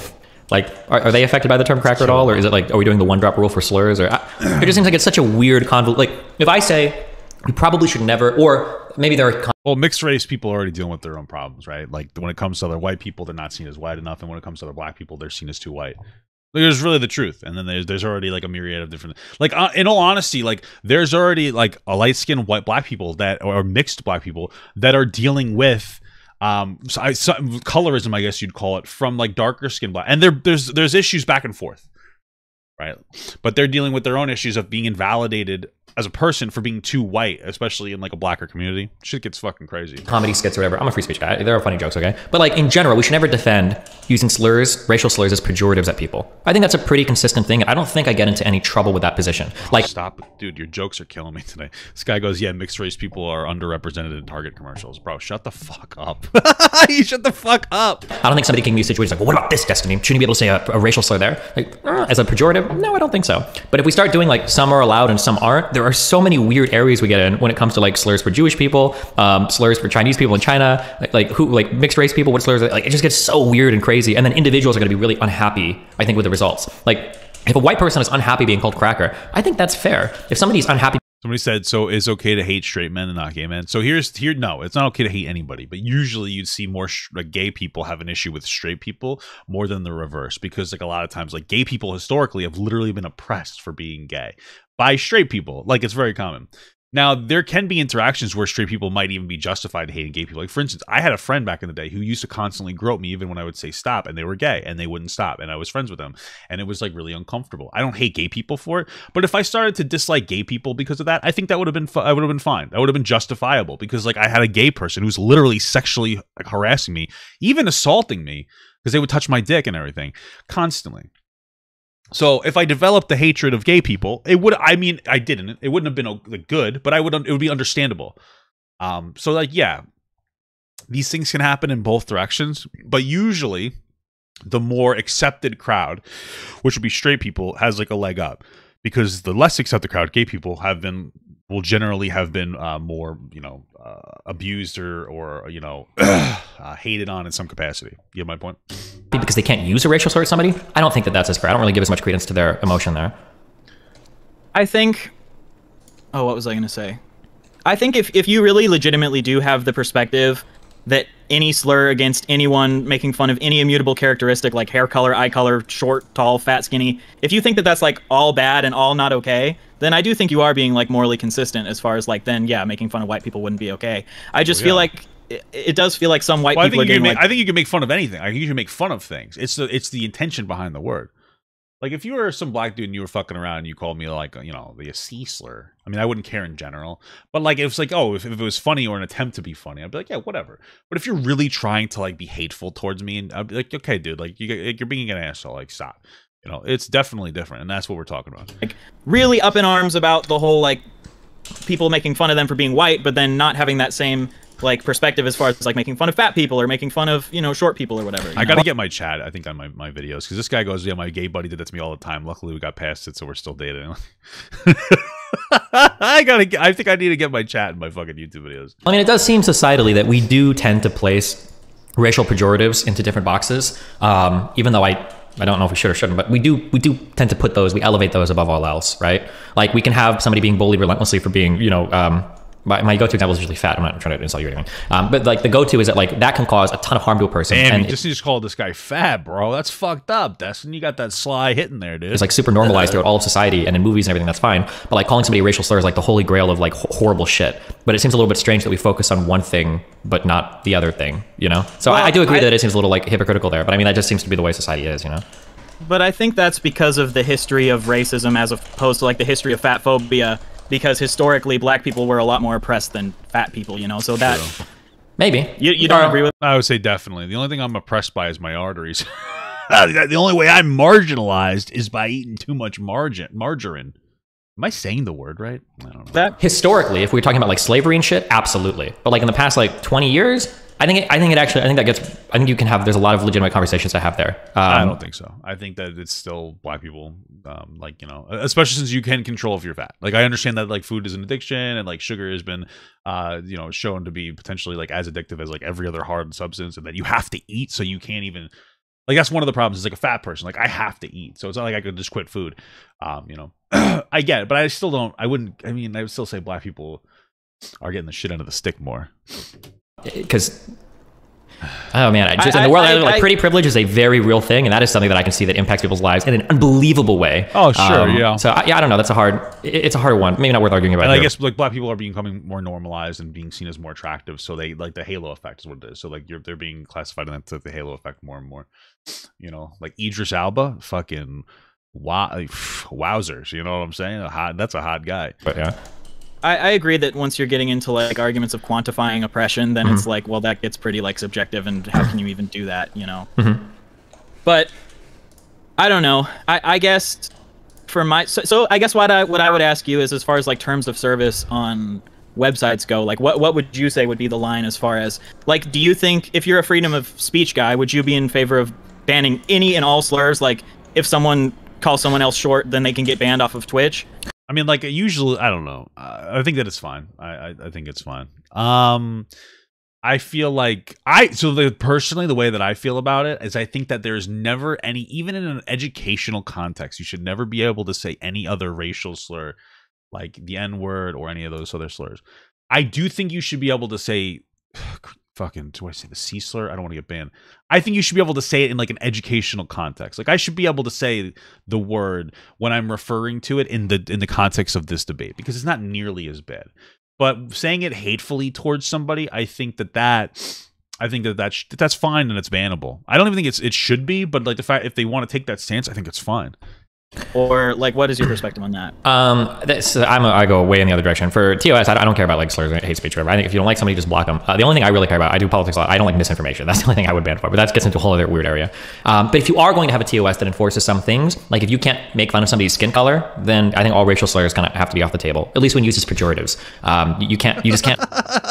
Yeah, that would be an example of a white disprivilege. I've had to say the N-word while reading a book in class, and that was definitely an experience. Bro, I fucking know what you're saying.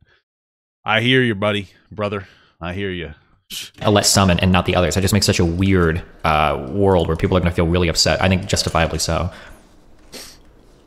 Yeah, I guess my perspective is that you still do have to weigh like how harsh one is or the other is. But I do understand that with terms of service, if your rule is like don't make fun of someone for the color of their skin, then you would have to uphold that across the board. Otherwise, like it does get into like really complicated issues, especially when it's like not just white people and black people, but like all the different races, and you know, then it gets very muddy very quickly. Yeah, like, or different races being like another good Daytona 500 one, especially because Hassan is Turkish, right? Like, can Armenians call Turkish people racial slurs because of past genocidal things? Or could, you know, we want to talk about like the history of Jewish people, but what about Palestinians? Can Palestinians call Israelis or Jewish people in general like racial slurs? Like making. You know, that's interesting. I'm trying to like get educated on like Israel and Palestine shit, because there was an interaction on TikTok that happened where an individual talked about how they were like, oh, you will never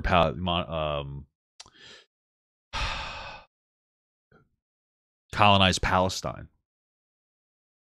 And like I was like, I tried looking into it. It's so complicated. From my understanding, is that like apparently, like Jewish people used to be in that area back in the day, and then like I don't know, some of them migrated, but not all of them did, and then they got genocided out of fucking Germany, obviously. So they went back, and then there's like this colonization thing. It's so complicated, and I've always wanted to educate myself on it, but like I haven't. I mean, like you mentioned earlier, like it's hard to, you know, it's hard to get the concise, like because like. Calling Jewish people colonizers of like Israel, is that anti-Semitic? Are they colonizing them? I don't know. I just don't know. It's like a very complicated thing. Hierarchy of slurs gets very, very weird very quickly, you know? Yeah. Like if a Palestinian person is being like actively kicked out of their home or something, then I would say like, I don't know. But in general, I don't think any person should ever like call someone a slur out of like thinking that you're actually like superior to the person. White people used to live in northern China, should they be able to move back in? That's fair. I don't know enough about it. That's my point, you know. Or whatever. It's a long story. As a Jewish person, don't care. Okay.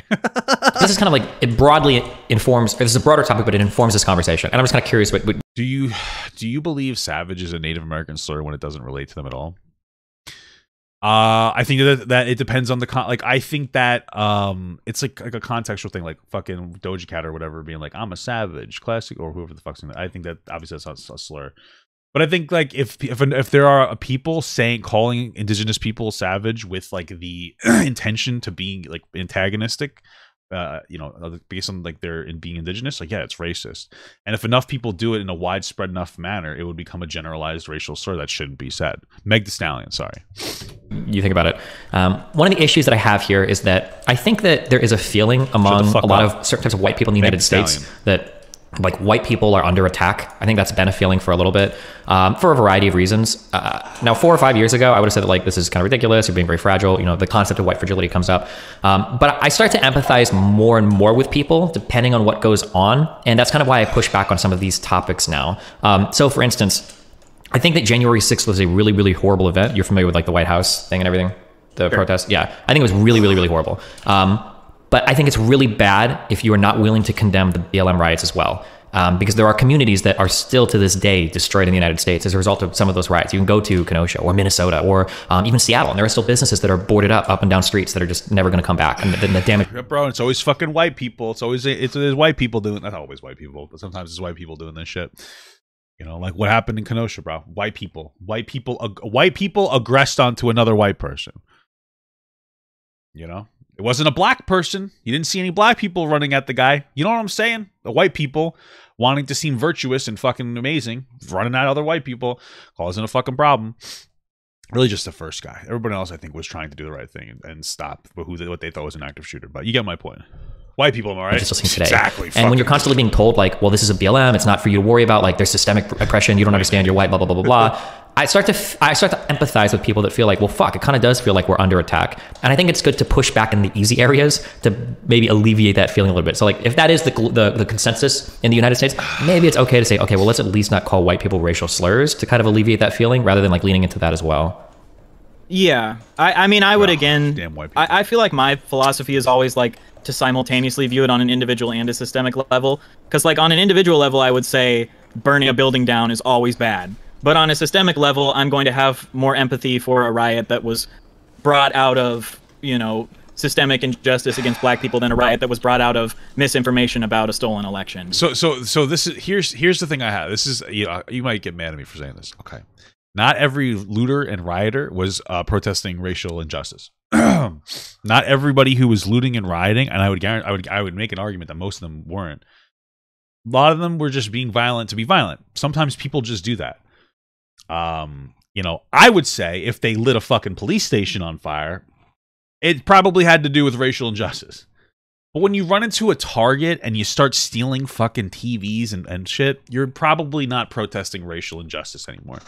You're probably just taking advantage of tensions and trying to get your free shit. Now, listen, if you're going to attack anything, go for the Target because they got good insurance. I honestly don't care that the Target, it doesn't really matter. But like when you go to these small mom and pop stores, when you got this, like, this fucking like black guy who got like shot outside of a fucking convenience store that he owned. How is killing or destroying a black owned small business?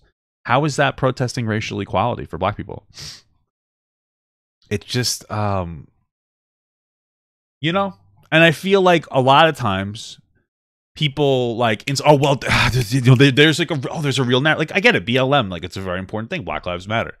But we go BLM and then we write everything off as like, oh, they're just racially protesting. Nah, listen, bro, I know people. A lot of people are opportunistic. There are definitely, I'm sure that there are people who were like rioting, not looting, who were rioting because they were upset with racial injustice. And then there's a lot of people, specifically a lot of looters, who are destroying small businesses because they want to steal stuff. It's just the reality of the situation, man. Oh, so we're just hating Target now? I love Target. If I'm gonna go to the next protest just to steal from Target. But you get but you understand my point? Yeah. You know. Yeah, but like, how do the individuals in a neighborhood feel about that? And that's why I'm saying on an individual level, I say burning a building is always bad, because the people in a certain neighborhood aren't going to say, oh, yeah, but even on like a systemic level, maybe not like a widespread one, with like within the community system, you destroying this small business hurts the entire community. It's less of a place to shop for. And if anything, especially like, let's say we destroyed 5 small businesses and 5 big businesses, which one do you think can recoup faster? It's going to be the big business, because they have the money to do so. They can wait for their insurance. Their insurance is probably going to be better to them because they have a relationship and they have like a business that they can leverage and say, if you're not going to help me out now, I have this insurance with 100 other stores, so fuck you, I'll get a new insurance provider. Meanwhile, the small business, they can't do that. So now you destroyed 10 businesses, 5 big, 5 small. Those 5 smalls are just out of business for the most part. Maybe one of them will recover. So now all the money is going to the big business, which is actually like generally hurting the community, because now you're giving it to the Target, which takes their money and they do pay people locally, and then they take a lot of that money and they extract it and they push it into other areas, CEOs in other areas. They go like, oh, here's some money for the CEO that lives in fucking New York. Well, this happened in fucking Kenosha. Like, oh, it doesn't really matter. So you've extracted wealth from that area and you pushed it into another area. Meanwhile, the small businesses are taking that wealth and all of it, 100% of it, is going into your own community. So like systemically, you're not even like it's not even good at all. You're actually having a profoundly negative impact on that community. So yeah. It's fine that you destroyed my business because you were doing it for a good cause. You know, like that doesn't really work on an individual. I feel like that's like a very privileged perspective, though. Even just hearing you say that, though, like, again, the class of white people are never going to hear a message because classes don't hear messages. Individuals do. I don't think there's any individual in an affected community that will ever be receptive to that kind of message. That's my issue, I guess. Like, class-wise, I probably mostly agree with what you're saying. But individual-wise, and these are the only units of society that exist are individuals, right? These are what hear the messages. That's always going to sound so unbelievably condescending, I guess, or maybe on the flip side, even maybe privileged, right? This is the privileged take of like the white liberal that lives in a gated community, you know, is able to speak about these things because his community wasn't the one that was burned down. And I think that's the kind of stuff that we probably have to avoid. Yeah, I mean, I don't condone burning down buildings, like no matter who is doing it, like I said. Okay. So, because it sounded like the way you phrased it a little bit was like, well, I understand. You are condoning it a little bit. Like you're, you know.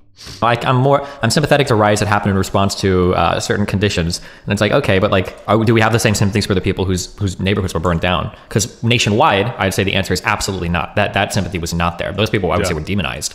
So that's kind of my worry, my issue, and then the white cracker word kind of just plays into all of that. Mm-hmm. I think I can have more sympathy for one thing over another thing while still condemning both things, you know? Mm-hmm. Well, yeah, but I think that's the problem, is that like the condemning isn't really existing there. So I'm more sympathetic to people who are called the N-word than the C-word. But like, you still shouldn't say the C-word. You know what I mean? That's the thing. But like the argument here is like, yeah, I'm sympathetic towards, you're not really being sympathetic towards the people who's like lost their small business because of looting and rioting. You're like, yeah, no, it's fine because like the greater message, which is being weaponized to loot and riot and actually hurting the message. Just want you to know. Sure. Because I think breaking into the Capitol building and like threatening to overthrow the government is probably going to do more harm on like a systemic level, but then actually burning down someone's small business is going to do more harm on an individual level. I would say, listen, so if we compare these events together, I don't know if I would agree or disagree. I would say that the impact of January 6th was much less than the impact of like the looting and rioting and destroying of homes. And here's why.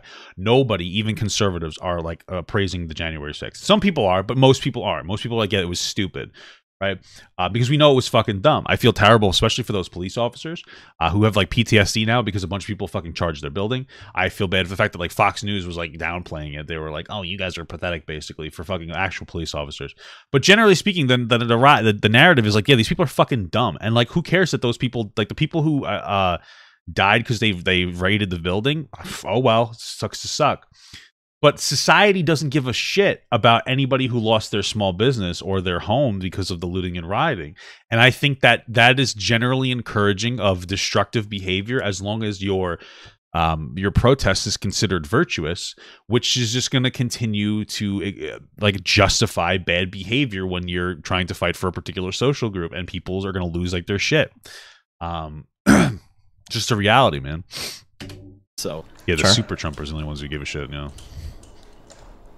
Those are the only ones who give a fuck about January 6th. Okay, well. Yeah, I don't know necessarily like how much we disagree on things. I just feel like a lot of the takes on this have been kind of like annoying on both sides, like saying it's not a slur, or like, I mean, I guess if you're saying no one is trying to say that they're the same, you're just saying they're both bad, basically. Well, I'm not even saying they're both bad. I'm saying they're both racial slurs. Yeah, that's all I would agree that. I would agree that they're both racial slurs because you're insulting someone for their race. Mm-hmm. I just think that you should analyze systems and history when you come to analyze these things, because like, yeah, I don't think a gay person calling someone a straightie is going to have the same harm as it. But this is another problem too. Like, bro, let me just tell you something. As like a normal guy, I used to work a job, and I used to work 2 jobs. And you want to know what I did? And this is a lot of Americans' experience. And even white Americans, I just got home from work. I didn't give a fuck about politics, bro. I didn't give a shit. You want to know why? Because I just had to fucking work 60 hours, right? So I'm working like 10, 12-hour days. I don't give a fuck, right? People are generally tuning out to the conversation. So when you get home and the only thing you hear is like, yeah, fuck white people. It's okay to be racist to white people. What, like, do you really expect somebody who just works 60 hours? You expect like a truck driver, a person who's literally the lifeblood of our economy, to work like 60 hours, work like a 12-hour shifts, to go back and forth across the country fucking every week. Tired as fuck. You expect that person to like get home and then to be like really super, have the energy to listen to a very in-depth conversation about systemic racism? Like, no. Right? They're not, because they're tapped out. They've done so much fucking work. You're tapped out. And so like all they're saying is like, yeah, you're being negative towards me. And like, I don't like it. Why is that acceptable? I understand systemic shit exists, but like, you can't have these expectations on all these people, bro. You're gonna have like these insane expectations on people who are working really hard to support the economy, so that, or just in general, even if you're a fucking communist, we need truck drivers. These people are like the lifeblood of like society, and you're just like, yeah, fuck them. Yeah, fuck you. It's like, yeah. It's a straight person calling someone the F slur, you know. Sure, but again, but you keep going back to we should analyze systems, but we would never expect an individual to do this ever, would we? No. I think you would expect individuals to. I would hope some would. I mean, I would expect individuals to have like a basic understanding. Yeah, nobody uses straighty as in a serious like negative manner, you know. Pejorative. That word's so stupid. That word's so straight. Ew, I hate it. Of how the systems of power work. Well, let's say hypothetically, let's say that you had a white man whose car had been broken into a few times by black people. Do you think that white man is justified in being afraid or not liking black people? Yeah, it's understandable. No. Yeah, see, this is where like, and I know why Ryan said it. Like, I'm not gonna shit on him for it, because it's hard to say yes, because like, you're fucking racist if you say yes. But like, man, listen, man, I try to do my best to be a human content creator who brings things from like the real world and not really really not give a fuck about online communities too much, or like not give a fuck about, like, not ingrain myself and have like my perspective influence, because I've been there before for a bit and it was like the worst part of my content.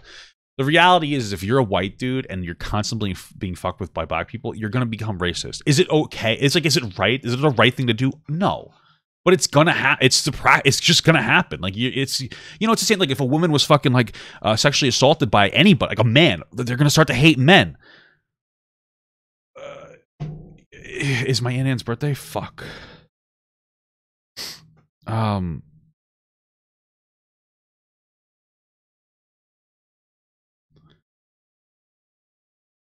I think it's my aunt's birthday. I just had to text my mom to make sure. It's just going to happen. It's not okay, but like it's understandable why, man. Like it's just a reality. People like they're not going to be like, well, you know what, this black person is only breaking into my car because of like the lack of systemic opportunities due to whatever. they're not going to. They're like, fuck, dude, my car got broken into, and I need to pay my bills. God damn it, I hate black people, right? That's what they're going to think. Now it's not okay, but it's understandable why it would happen. It's just the reality, man. I'm sorry, but that's just the way things work, bro. Okay, let's say that you had a white woman that's been raped by a black person. Do you think that she has a right to feel uncomfortable around black people? Or is that just her being irrational and she's not allowed to have that feeling? We shouldn't even ask that. You should have said what happens if a white guy gets raped by a black person, like a black guy. Like that's what you should have said, because then it doesn't load it as much. This is where I think like these conversations get like really challenging, because it seems like we're expecting a lot emotionally out of one group of people. But if we use this term of like, well, if you've suffered enough under one group, you can have bad feelings about them. I feel like I can find lots of examples of people that have suffered under minority power groups, but we probably wouldn't want to say, well, it's okay for them to be racist, or expect other people to always have like this kind of like detached, godlike understanding of their emotional response, and instead understand like, well, we're all humans. We all are pretty emotional sometimes. Like maybe we should just avoid this whole thing, full stop. Well, it's really interesting because, like a lot of times when it comes to like the narrative of black people, because we're focusing on the narrative. Well, sometimes, we only focus on it when it's election season. We're focusing on the narrative. We let other things fall to the side. And, after the whole Kenosha thing with Kyle Rittenhouse happened, I educated myself a bit more on like why the protests happened in the first place. And with like the Jacob Blake thing. And my understanding of the situation is this is a guy that had the police called on him. He was mentioned in the phone call. He was called apparently for trying to, I think, steal his ex-girlfriend's car and her kids were in there. He had a knife, and he had a warrant out for multiple things, I think. Let me just look into it really quick. Let me just look at one of the things he had a warrant out for was third-degree sexual assault. He had a warrant out for trespassing, disorderly conduct, for domestic abuse. So, like, this guy had a lot of warrants. And, like, I understand warrants don't mean that you did it. You get your right to go to court, but, person had like warrants out for a lot of different bad things that they may have done, and the police tried to tase him, and it didn't work, and then he went to try to take the car, and they shot him, and he ended up getting paralyzed. And what I find really unfortunate is that we praise this guy for being unjustifiably shot, but that drowns out, like, how do you think the person who got sexually assaulted by him feels? How do you think that the person that got abused by him feels? How do you think that the mother feels that he was apparently trying to steal the car with their kids in it? It's really unfortunate that in this instance, it seems like black issues took precedence over the issues of abused, sexually and domestically abused people. And that's very unfortunate. And it's like really unfortunate that we as a society can't stand up and say like, hey, you know what? There are issues with black people, but I don't think that this is one of them. I don't think that this riot was justifiable. I don't think that this protest was justifiable. I think that it speaks to sexual assault culture when you don't call somebody out for their bad behavior and sexually assaulting somebody because in this instance they're black. And I'm not trying to be rude or divisive, or I'm not trying to like stir tensions, but it's very frustrating. And I know a lot of you guys understand that. Like I have like a lot. I take sexual assault very seriously. It's something that for me is very personal, and it always like makes me feel a particular way. It's like an issue that resonates with me a lot for a lot of reasons. And some of you know, and some of you don't. And I don't want to explain it because it's like it's not And like it just feels like this time we drowned out. Like we just drowned it out. It's very unfortunate. We drowned out like this conversation, or we let somebody get away with bad things, and we considered him a hero in some capacities, even though he did horrible things. And I think that the shooting was justifiable, based on what I heard, what I've heard and educated myself on. The guy had a knife, and he was trying to take a car with kids in it. And I would ask you, if you have kids, what would you prefer, your kids getting taken, or for the person that's trying to take them get shot, even if they have a knife? That's kind of how I view it. Yeah, but I feel like emotional responses, when they are like contributing to oppression, are different than emotional responses like in response to oppression.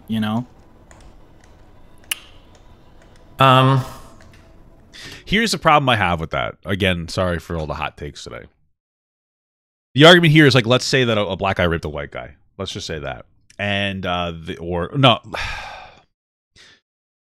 Yeah. Okay. And this guy starts to dislike black people because of that. Now that obviously contributes to anti-black rhetoric for sure. Like they dislike a black person, but also the black person being the one who raped the white person also is contributing to that as well. If they didn't rape somebody, then we wouldn't. There would be an aspect where we wouldn't continue to propagate like this kind of behavior. I'm just saying, man. Like it's not okay. Regardless, I think that it's weird that when we downplay the emotional response of the victim or the survivor of a situation in these types of, but we don't criticize the person who has done the bad thing. You know, like that black person who would have like assaulted that white person, that person makes their community look bad. Like that's like they should be criticized as well because they're making it, they're perpetuating like negative stereotypes by doing that. Like we should criticize that person as well. Yeah, I don't know, but I understand academically, but I just don't think intuitively as a human, I just don't think we our emotions don't usually work that way, right? Like I don't think we think emotionally like, oh, like let's say a white person breaks in my car and steals shit, and then a black person breaks in my car. I don't think we ever feel like, man, the white person doing this really bad. The black person was bad too, but I don't feel quite as bad because I understand that black people as a class of people are a little bit more oppressed than white. Although, right there, I will say one thing with this you said to me. If a white person has their car broken into another white person, they're not going to develop like anti-white behavior. So actually, like you're not going to hate white people if a white person breaks into your thing. You know what I'm saying? So if a black person breaks into your car, you're going to start disliking black people. You know, thinking about it now, I can understand the feeling, but it is actually rather interesting why you would be like, well, why do you dislike a group of black people for a black person breaking into your car, but you don't dislike groups of white people for white people breaking into your car? Something I never really thought about until like he brought up that comparison. So, yeah, you know what? I got to think about this for a bit. Like, I understand getting upset, but it's interesting that you'll be like, oh, black person broke into my car. I hate black people. But, like, if a white person breaks into your car and you're white, you're not going to be like, oh, I hate white people. You're going to be like, oh, I hate, like, maybe, I don't know, you think they're a drug addict. I don't know. But you get my point. You're not going to look at their skin color in that sense. I wonder if black people do the same. Like, if there was a black person that broke into their car, would they be like, oh, I hate black people? I don't really know. I don't think so. But yeah, you're more sympathetic towards your own. So there is like a bit of an implicit bias there. Well, yeah, I can imagine a black person resenting their own other black people and their community. Yeah, maybe. I don't really know. I don't know the answer to that. But I feel like as a white person, like if I don't think that I would be like, ew, fuck whitey. You know, if a white person, yeah, friendly fire is disabled for white people, I think. Like you wouldn't speak poorly on the white community if white people broke into like other white people's car. You know what I'm saying? Like it should speak poorly, I guess, but like it wouldn't. Like you wouldn't have that mental like bias. You wouldn't be like, oh man, what? Like if I walked outside and a white guy I'd be like, this fucking white guy.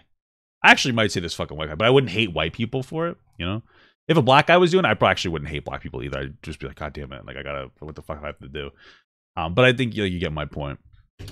Right. I don't think individually any of us ever feel this way about things. It's always like academic, or our justification of using is academic, but our feelings individually are always like emotional. That's what it feels like to me.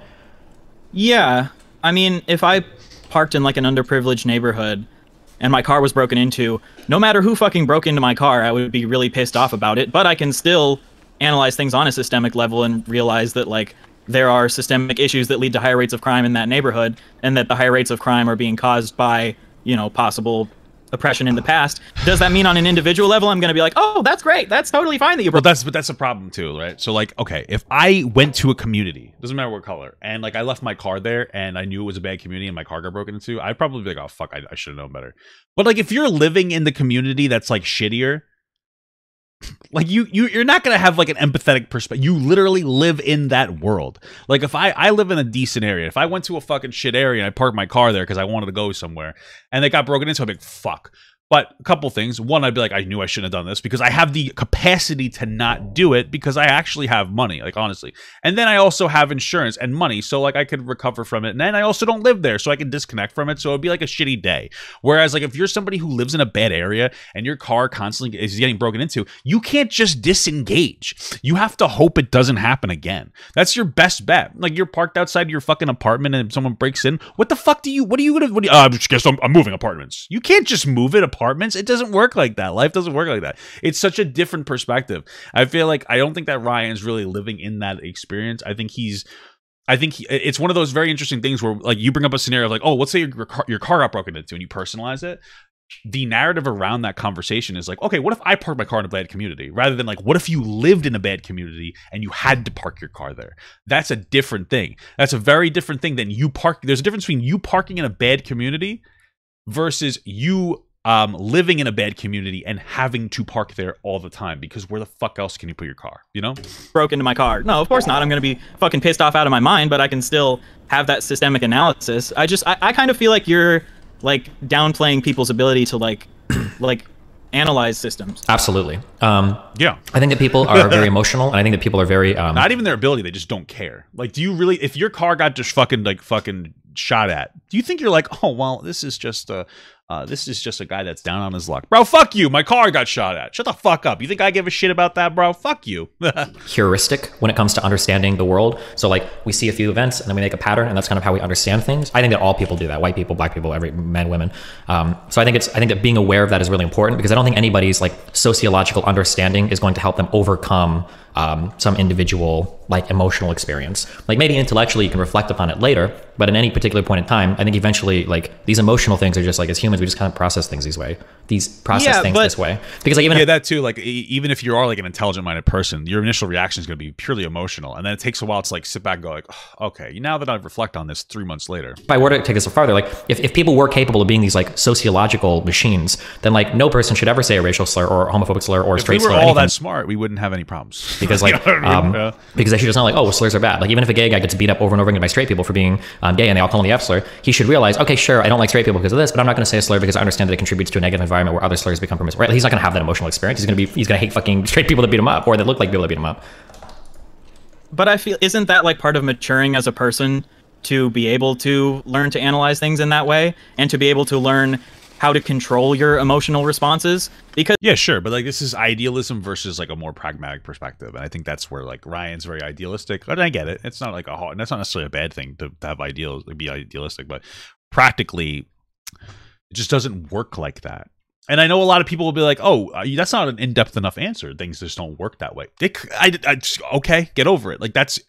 I'm sorry, but like sometimes it just doesn't work like that, even if we want, and we can advocate for it to do so, but it doesn't make that materialize magically. And that's just the reality of the world, man. We live within the world and we need to operate within it, and we can advocate for things, but you can't just world change. It doesn't work like that. Because you can't control your emotions. If someone does something horrible to you, you're going to get angry, you're going to get sad, but part of maturing as a person is learning how to control and not lash out and like hit someone because you're angry, or not like call someone something because you're angry, you know? Are you yeah, but this is a totally would you apply that in all directions? You know what I'm saying? Random question, you don't have to answer that. Because like I bring this up a while ago. I actually defended a black guy for punching a white guy for calling him the N-word like 3 times or like a bunch of times. There was a black guy who worked at like a store. He was like 29 years old, and old white guy was being like fucking rambunctious at the drive-thru, and I think they called him a slur at the drive-thru. Came inside, started screaming at the guy, called him the N-word multiple times, and the guy's like, "Say it again," and he said it again, and the black guy punched him in the face, and the guy fell and he hit his head and died. Which I don't really, and honestly, I have no sympathy for the old white guy. I don't care, because like from where I come, like talk shit, get hit. Like if you're going to be disrespectful, you're going to get hit. And I'm generally consistent across the board with that. But would Ryan be like, if that happened with the black person, Ryan would be like, yeah, I understand why he did it, even if I understand legally why he needs to be prosecuted or whatever. But then if it came to like a black guy that was like screaming at a white guy, just being generally disrespectful, be like, oh, you're a piece of shit, blah, blah, blah. Do you think that there's a threshold that he could hit where it would be justifiable for him to hit back? And you might be like, well, no. It's like, well, yeah. I think the N-word is so loaded that it pushes the threshold faster, but you could push anybody to their breaking point of anger. That's the reality of the situation. Wait, how old are you? Just curious about. I'm 24. Okay, so you're pretty old. I don't think the average person is capable of doing that. Or if maybe they are, but they would have to be like in deliberate environments to do it. I think by far. You don't think someone can like control their emotions and not like hit a person? I think they. Well, like yeah, but that's small scale. It could, but I think it's far more likely that people are pretty emotionally impulsive and that people tend to form predictable responses to predictable environments or sets of circumstances. And I would rely on that a million times over than anything else. Like attacking people is illegal and is wrong and is more wrong than calling somebody a racial slur every time. Calling somebody a racial slur is not as bad as like attacking somebody. Sorry, excuse me. But if I go, I think I would agree with that. Sure. But if I go up and down the streets of fucking LA and I start looking for black people and I start screaming the N-word at them, I would expect that most of the time I'm gonna get my ass kicked. almost every time, or at very least like 70% plus. I'm gonna get my ass kicked. Now, is that because I think black people are animals and can't control their emotions and they're not smart enough? No, I just think that in general, I think that people are pretty predictable. They have emotional response to things, and that's just how people work. And like from like people also have like respect thresholds. You have to understand that like people, it really is a thing. Like people need to be like there, and this might be more of a man thing, but there's also like a respect threshold. And if you have somebody disrespecting you, there's only so much you can let them get away with. Without like responding and being like, okay, you need to stop disrespecting me and you need to like show your dick. It's a reality, because if you don't do that, then the expectation is that this person is not going to stop disrespecting me, and then there's going to be a pattern of disrespect. And so like that's the reality of the world, man. And maybe we just learn that in school because you can't disconnect from the environment or the disrespectful person, but like sometimes it really is as simple as that, man. It's like you're disrespecting me and you're doing it intentionally because you want to invoke a response. Here's my response. This is what you literally are asking for. If you're walking around calling people the N-word, you're literally asking for them to hit you because you know the expected response. You know what I'm saying? And that's really what it comes down to. Don't disrespect people. It's very simple foundation. That's what I work with. Just try to do your best to not disrespect people. You know, you're gonna get hit. That's my view of the world. Now, do I think if somebody called me like the C slur, would it upset me the way that like calling someone the N-word? No, of course not. You could sit there and probably call me a cracker all day up and down. I just wouldn't care. I would just walk away. Because it's a much less disrespectful word. But also in person, it's different as well. Online, you know, it's like the intention is to like propagate hate. It's a very different atmosphere. But like I'm sure that you could get me to a point where you could disrespect me so much that I get fucking pissed. What is a C slur? Chubby? Yeah. I fucking, you know what? I'd rather you call me fat than chubby. Chubby's so weird. Yeah. I guess maybe that. I don't know if you can be like prescriptive and say that that's just like how people innately are. I think that's like you can. I feel like that's one of the reasons you should go to like therapy and try to like improve yourself so that you can control those negative responses. Because bro, there's so like I love Ryan, but think about this. Okay, so Destiny goes around, calls a bunch of black people the N-word, right? In like probably not a great community, because this is like, you know, generally speaking, black people are relegated to poor communities, you know, systemic oppression, right? So now so now you're saying that those black people need to see therapy about their relationship with the N-word. I don't know. I feel like that's not. I feel like that's just not reasonable. Because now what you're saying, like in that scenario, you're like, yeah, black people just need to see therapy about their relationship with the N-word and they need to be less triggered by it. You're literally saying that. I mean, that is exactly what you're saying, that like, you know, that you're saying that you have a relationship with this word and you need to see therapy. Well, maybe they do. I don't know. But then also, can they afford it? Like saying that you need to see therapy is kind of an entitled perspective, maybe because he's not American. He doesn't live in America, so he doesn't understand as much. But it's not really easy to go see a therapist, even with insurance. It's like $100 a fucking visit. You know? And now that could be an argument for some kind of universal health care. But again, you get my point. It's a little bit of a privileged perspective to be like, oh, someone's calling you the N-word, just go see a therapist. Because that's the outcome of what you're saying. I feel like one of the things that shows who you truly are as a person is how you lash out when you're angry or when you're feeling a negative emotion. You know, because I agree. Like everyone is going to, you know, most people are going to be reasonable when they're not pissed off. But what shows your integrity is like how you act when you are fucking pissed off, you know? Yeah, I agree 1,000,000%. But I don't think most people have the same perspective, or they'll say they do, but they won't actually, like, they won't do it.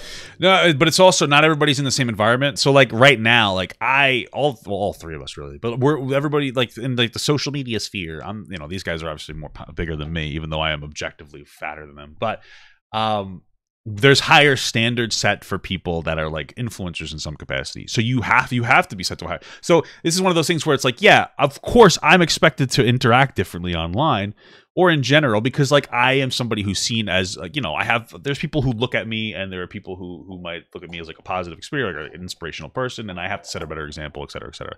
But when you're just some fucking dude on the fucking street and like you're just chilling, you're just like a fucking whatever, it doesn't matter what job you are.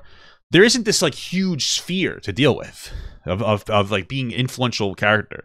You're a very like person. You're a person. Especially if again you have less money, you're frustrated. It's easier to disconnect yourself from situations when you have the money to do it. So, like, could you imagine getting like a 45, 50-year-old person to go to therapy because they have like negative feelings about black people because maybe when they were younger they heard bad things or had some bad experiences? Like, I just don't see that happening with most people. Well, maybe not, but I mean that's why I feel like we should keep educating the youth to have more emotional intelligence so that we can keep improving that as time goes on. Ironically, we're doing the reverse.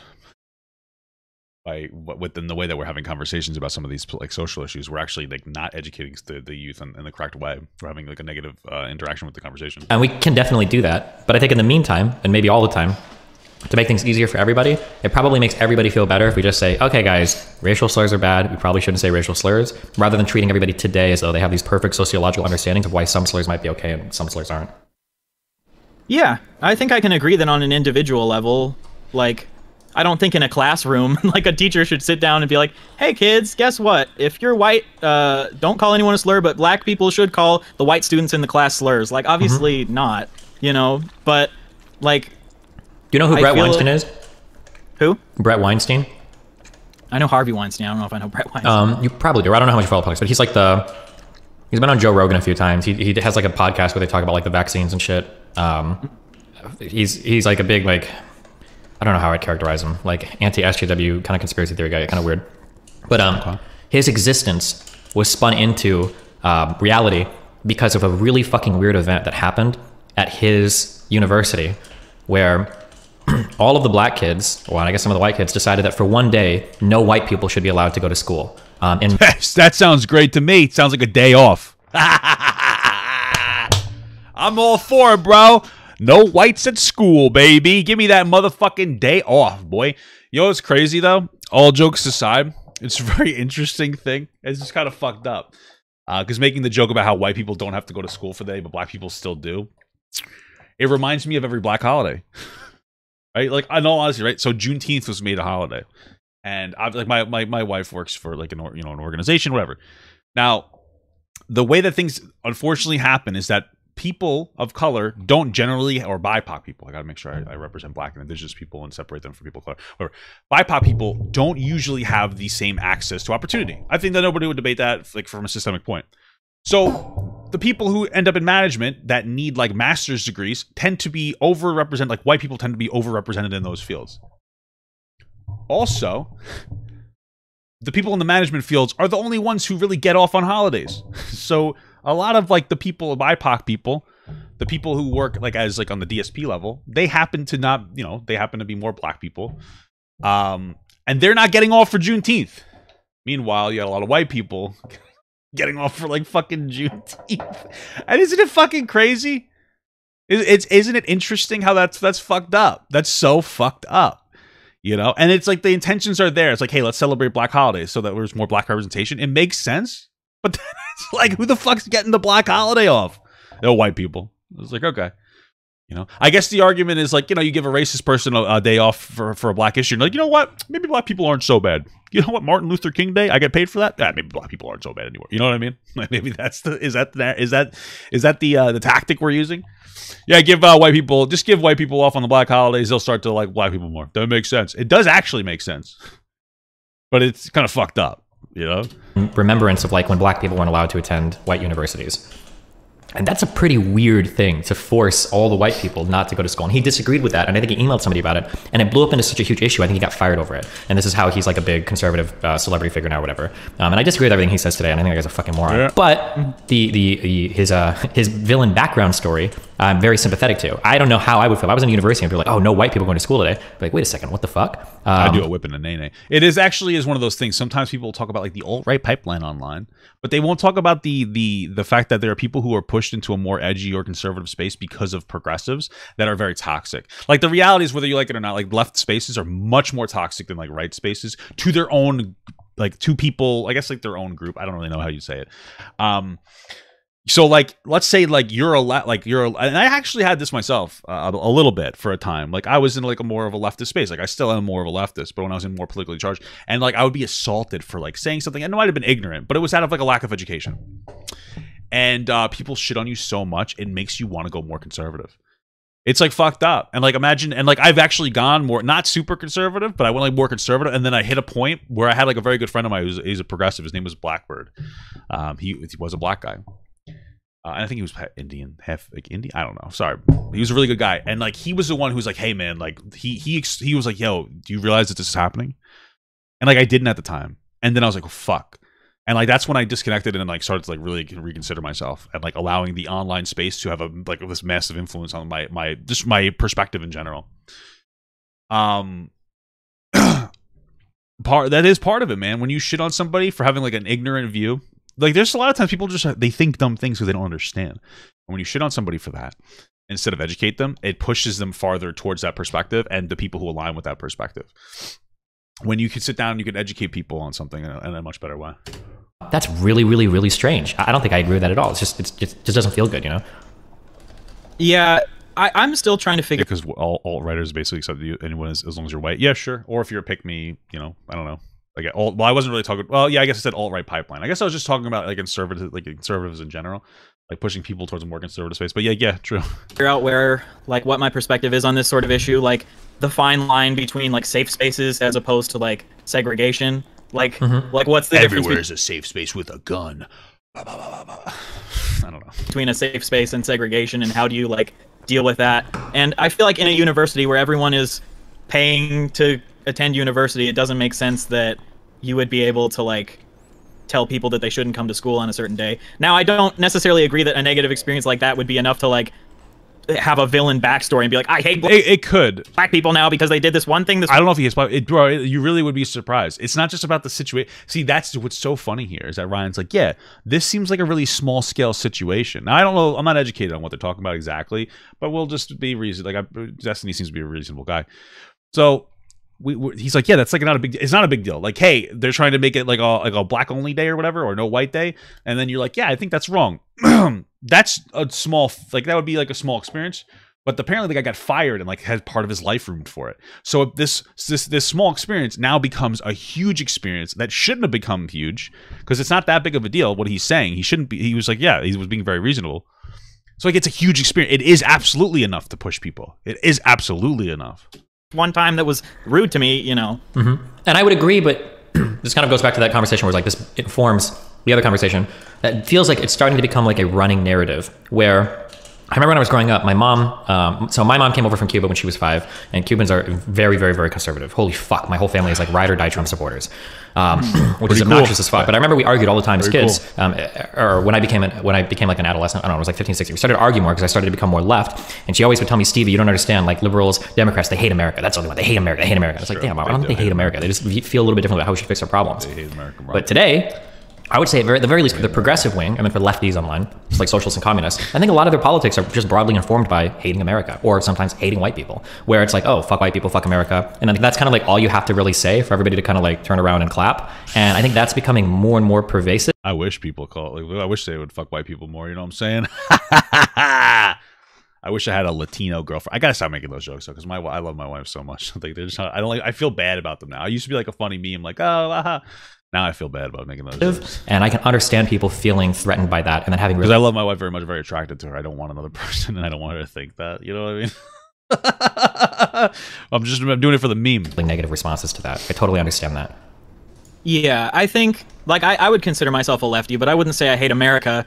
I would say I hate like imperialism. I hate colonialism. You know, like I hate negative things that America has participated in, but I wouldn't say that I like hate America because I feel like that's not really productive at all. You know. Sure. And something that I'll say, I totally disagree with Hassan's take of like that you should be able to call Cuban people I don't even know if I should say it, the G word or whatever. Gusano. It just means worm, yeah. Gay? What is that? Gusano? What is that? Oh, am I gonna get banned? I don't know. Yeah, like his take of like white people should be able to call Cuban people that word just because they're conservatives. Like what a fucking insane. Like I thought that was like a horrible take from Hassan, honestly. No. Yeah. No, it's pretty bad. Well, anything else you want to talk about? No, not necessarily. I appreciate you taking the time to sit down and talk these things out with me, man. Yeah, no problem. Okay. Yeah, I agree with you that it does feel like there are less and less conversations happening between like the right and the left these days, and it feels like people can't sit down and sort of like hash things out. So I just thought, you know, maybe we could have a conversation through this, and I appreciate you taking the time to do it. Hopefully, yeah, no problem. I gotta take a piss. Well, hey, have fun, stay safe, be careful. Yep. Yeah, thanks. Safe. Yeah, I'm Mr. Beard on YouTube if anyone wants to check me out. So is that like a meme or? Like it's my last name, and I like to just confuse people because they're like, "Why the fuck don't you have a beard?" Your last name is Beard? Or? That's crazy. I didn't know his last name was Mr. All right, I gotta take a piss.